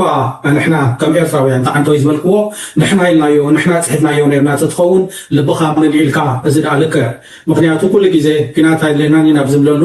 ኣብ ፍትሓዊ ዘይኮነ ንዓና ዘይምልከተና ኩናት ይወስደና እቲ ስርዓት ወይ መንግስቲ ንብል ኢና ግን ብወገን ኢትዮጵያ ክመፅእ ከሎ ከመይ ዝበለ መድሓኒና መፂልና ሳላሱ እምበረይ እሱ ተዘይነብር ሎሚ እንታይ ጉድሚ ወረደና ይበሃል ነይሩ ዳርጋ ብኩሉ ዓይነት ቋንቋታት ኣመስጊኖሞ እዮም ሕጂ ተመሊስካ ነቲ ናይ ኤርትራ ናብ ትግራይ ምእታው ከም ሓደ ንኩናት ንክብረ ሽበራ ዝደሊ እዩ ምባል ምናልባሽ ፍሊፕ ፍሎፕ ንብሎ ናይ ኣብን ናይ ናቱ ካድረታትን ኮይኑ ይስምዓኒ ምክንያቱ ሎሚ ተርብሖም እንድሕር ኮይና ይውድሱኻ ኢትካ ይስዕሙ ካቶም ይገብሩልካ ደይገብርዎ ነገር የለን ፅባሕ ከዓ ነታ ሎሚ ዝወደሱኻ እንኮላይ ከዓኒ ይገልበጡኻ ናይ ኤርትራ ሰራዊት ከምዚ ገይሩ ኣብዚ ኣትዩ ከምዚ ገይሩ ዝበሃል ብኩሎም ካድርታቱ ዝግበር ዝነበረ ንዕኡ እዮም ዘራብሑ ዘለዉ ማለት እዩ እዚ ክብል ከለኹ ናይ ኤርትራ ሰራዊት ምእታው ትክክል እዩ ወይ ዝኾነ ነገር ገበን ኣይገበረ ማለት ኣይኮነን ግን ካብቲ ኪንኡ ንላዕሊ ገበን ዝገበረ ካብቲ ዝውድሶ ዝነበረ ካብቲ እስኮ ተዘይመፅእ ሓሊቕና ነርና ጠፊእና ነርና ዝብል ሕጂ ከምዚ ክሰምዕ ከለኻ ማዕርፍ እንደይ ትፅሑፍ ዝወደቐ ምዃኑ እውን ሓደ ምልክት እያ ይገልጽ ግን ከም ንፈልጦ ታሪክ ዳርጋ ዝሃረቱ ኩናት 1998 ስርዓት ይወደጋ ብጥዋንቲ ነቲ ናይ ኢትዮ ኤርትራ ተስማሚዖም ዝኸልጦም ኣብ ዝገለጽካዮ እቲ ማለት ስዕ ምዃን ነይሮም ምስ ተባእስካ ኣለሙ ኣፅርፍዋ እዚ ብግብሪ ንሪኦ ዘለና ኣብ 3-4 ዓመታት እዚኣ ሕጂ ካብተን ፍታሕ ዝብልዎን እያ ፍታሕ እቲ ቀዳማይ እንታይ ኢሎም ብዙሕ ፅቡቅ እንዲኦም ትዛረባ ኣብዛ ኣርእስቲ እዚ እቲ ብልፅግና ነቲ ኩነታት ናይ ኤርትራ ኣሜሪካ ትገብር ዘላ ንምሕንኳል ዝኸዶ ዘሎ ርሕቀት ክንምንታይ ርሕቀት ክኸይድ ይፍትና ኣሎ ክንምንታይ ተንኮል ክዘርኢ ይፍትና ኣሎ እዮም ኣብዚ ክዛረቡ ዝፍትኑ ካብ ሓሊፎም እውን ኣብ ጉዳይ ናይ ኤርትራ ክኸውን ከሎ ነቲ ሃገር ዝጠቅም ተቃዋምን ደጋፍን እናበልካ ከም ድሌትካ ክትባላዕ ትኽእል ኢኻ ግን ነቲ ሃገር ሓደጋ ዘምፅእ ክኸውን ከሎ ንኣብነት ኣብ ደገ ባሕርናታ ክወስድ እየ ክብል ከሎ ብልፅግና ሱቕ ይድክሪ ይብሉ እቲ ተቃዋማየ ዝብል ኤርትራዊ እንድሕር ኮይኑ ክፅሕፍ ይግቦ ናብ መንግስቲ ጥራይ ናብቶም ደገፍቲ ጥራይ ዝተርፍ ዘይኮነ ኩሉ ነታ ኤርትራ ተገድሶ ዘበለ ኣብቲ ከምዚ ዓይነት ልውላውነት ናይቲ ሃገር ክድፈር ከሎ ከምቲ ካልኦት ምሁራት ፅሒፎም ዝተባሃለ ኩሉ ሰብ ክዋሳእ ከም ዘለዎ እውን የተሓሳስቡ ንፅቡቅ ተግባር ኩሉ ግዜ ክንድግፍ ይግባአና ሃገር ናይ ኩልና ስለ ዝኾነት ኣብ መወዳእታ ንቐፅል 1951 ኣብ ኤርትራ ተወሊዳ ዓብያ ናብ ዓለም ልዑል ተቐባልነት ዘፍረየት ዘውዲ ኣርኣያ ብ24 ግንቦት 2026 ካብዛ ዓለም بموت مستفلت مع كنا زينا إيطاليا نحلفتها بحزني زارب الله نحلفت إذا عبي زنا زترفت إيرتراويت إيطاليويت سنت ببايت زود أرأي زده سست قبل حتى زحزلة تحسته نت عن نت بساي نتمر أماري تاريخ داويت مسفن الزراريباتو الله تاريخ هيوتنا زود أرأي لحد بحيرنا 5 سنة أرنا يو ما حكي زدنا هيوتي حليفة ግን ከምቲ ዘደንቕ ታሪክ ዝሰርሓቶ ከምኡ ግን ክብረት ኣይረኸበትን ኣብ ሃገርና እቲ ባህልታት ርኢኺ ተፈላለየ ስለ ዝኾነ ንሳ ኣብ ባህሊ ጢልያን ኣትያ እቲ ናይ ባህሊ ጢልያን ስዒርዋ ንሕና ከዓ ኣብቲ ዝነበረና ባህሊ ተሪፍና ማለት እዩ ስለዚ በዚ ክረአ ከሎ ብዙሕ ግዜ ብምውቃስ ወይ ድማ ከዓ ዘይሽማ መሃብ ኣሎ እዩ ግን ከም ሓቁ ዘውዲ ክትክበር ዘለዋ ክድነቕ ዘለዋ ንድሑር ባህልና እውን ገሊሃ ሓንቢሳ ዝወፀት ሰብ እያ ስለዚ በዚ ከነኽብራ ይግባአና ከም ዝትገልፆ ዘለኻ እቲ ንሳ ትሰርሖ ዝነበረ ናይ ስራሕ ዓውዲ ምስቲ ናይቲ ተወሊዳ ዝዓበየትሉ ባህልን ሕብረተሰብን ዝሰማማዕ ኣይነበረን እሞ እስኪ ናብቲ ዝነበረ ኣብ ሰብዓታት ብፍላይ ዝነበረ ኣከዳድና ይኹን ኣነባብራ ይኹን ናይ ህዝቢ ኤርትራ ብፍላይ ወይ ኣብ ኤርትራ ምስቲ ናይ ዘውዲ ናብ ፊልም ዓለም ዝተፀንበረትሉ ህሞት ኣተሓሒዝካ ክትነግረና ከመይ እዩ ነይሩ صبوح طيب كنقرك أب سبعة وأنا ودي سك 10 عامات زنور كل أوان يعني مجمع جزاز وزراء كري أذكرن أب تقول بيتنا تنبر في الزنبلة تمرت خد كيد نري أنيرنا أب تزمن تير أخي كفي زمني شو خمسنا يحجي زمن صورة زمن كم يقول أين برن لقى في كالتشر نايت يعني هلاوي روي نيرو بس مراشو أب تقولنتي مزحت أنا نيروم وهاب تسرح مزحتهم مستاتهم نيروم في كلاتات نايز الصفات يزارد الله ما نفعل كله سبت وفي روي أتو تي ختمة يبلش نيرو حتى كتمة 5 نبرة إذا كان الناس أبيهم هجي ختمة بكنتي بحر وصعبة إذا كان بيرو وزح مساري عملت ختمة نخم عبل ديرهم موها أم عبيرهم هجي انتي ترخي بلتو وانتي نصوم زكايدو إكسبونس مرا سيسان شعبتين انتي ما تيزي تي اسمرا بس حتى زنبرة تابتو وانتي أبتو وانت خايا زودي ترايا أبتو وانتي إكسبو سيسان شعبتين تخايدة نزوجي عليها هي وتخلو تخيل إذا خا ናይ ቁንጅና ናይ መጀመርያ ናይ ቁንጅና ውድድር ተኻይዱ ዝስምረ ማለት እዩ እቲ ዋንሽ 17 ዓመት ያ እንታይ ነበረት ኣነ ከምዘርታኒ ድሓርካ መማህር ናይ ብሓቂ ናይዛ ዘውዲ ከም ሽማ ንግስቲ ትመስል ታሪኻ ኣዝዩ ጥዑም ምዃኑ ኣብ ብዙሕ ሰሚዕኩም ኣለኹም ኣብዚ ቀረባ ዓመታት ኣብዚ ቀረባ መዓልታት ከም ዝዓረፈት እዩ ኣብ ዜናታት ተሓቢሩ ዘሎ መንግስቲ ሰማያዊ ዋርሳ ንስድራ ቤታ ድማ ሙሉእ ፅንዓት ይሃብ ንኤርትራ ብዙሕ መድረኽ ኣገዳሲ ናይ ኤርትራ ኩነታት ንቅድሚት ንክመፅእ ሰርሐት እያ ዝብልዋ ብዝኾነ ታሪኻ ኣብ ዝተፈላለየ ግዜ ክነምፅኦ ክንፍትን ኢና ናይ ብሓቂ እታ ቪድዮ ከይትነውሓኒ ኢለ ኢትስ ቨሪ ቨሪ ቢዩቲፉል ካብኡ ሓንቲ ናይ መወዳእታ ከምፃ ዝደሊ ሃገራዊት ጋንታ ኤርትራ there was this ሃገራዊት ጋንታ ኤርትራ ተፃወቲ ናታ ንትሬኒን ኤርትራ ያቱ ከም ዘለው ኣቶ ያሬድ ተስፋይ ክገልፅ ጀሚሩ ኣሎ ስለዚ ከም ትሪእዎም ዘለኹም ኣሉ ስሌማንን ከምኡ ድማ ሲኤምን ናብቲ ቦታት ይኣቱ ከም ዘለው ኢና ንርኢ ዘለና and this is really really good ዝኾነ ናይ ሎማ ኣርእስቲ ኣብዚ ክውድእ ክፍትነ ላይክ ምግባር ሼር ምግባር ርእቶኹምን ሓሳብኩምን ግደፍ እናበልኩም እዚኣ ክገድፈኩም ወፈረኽ ምለስ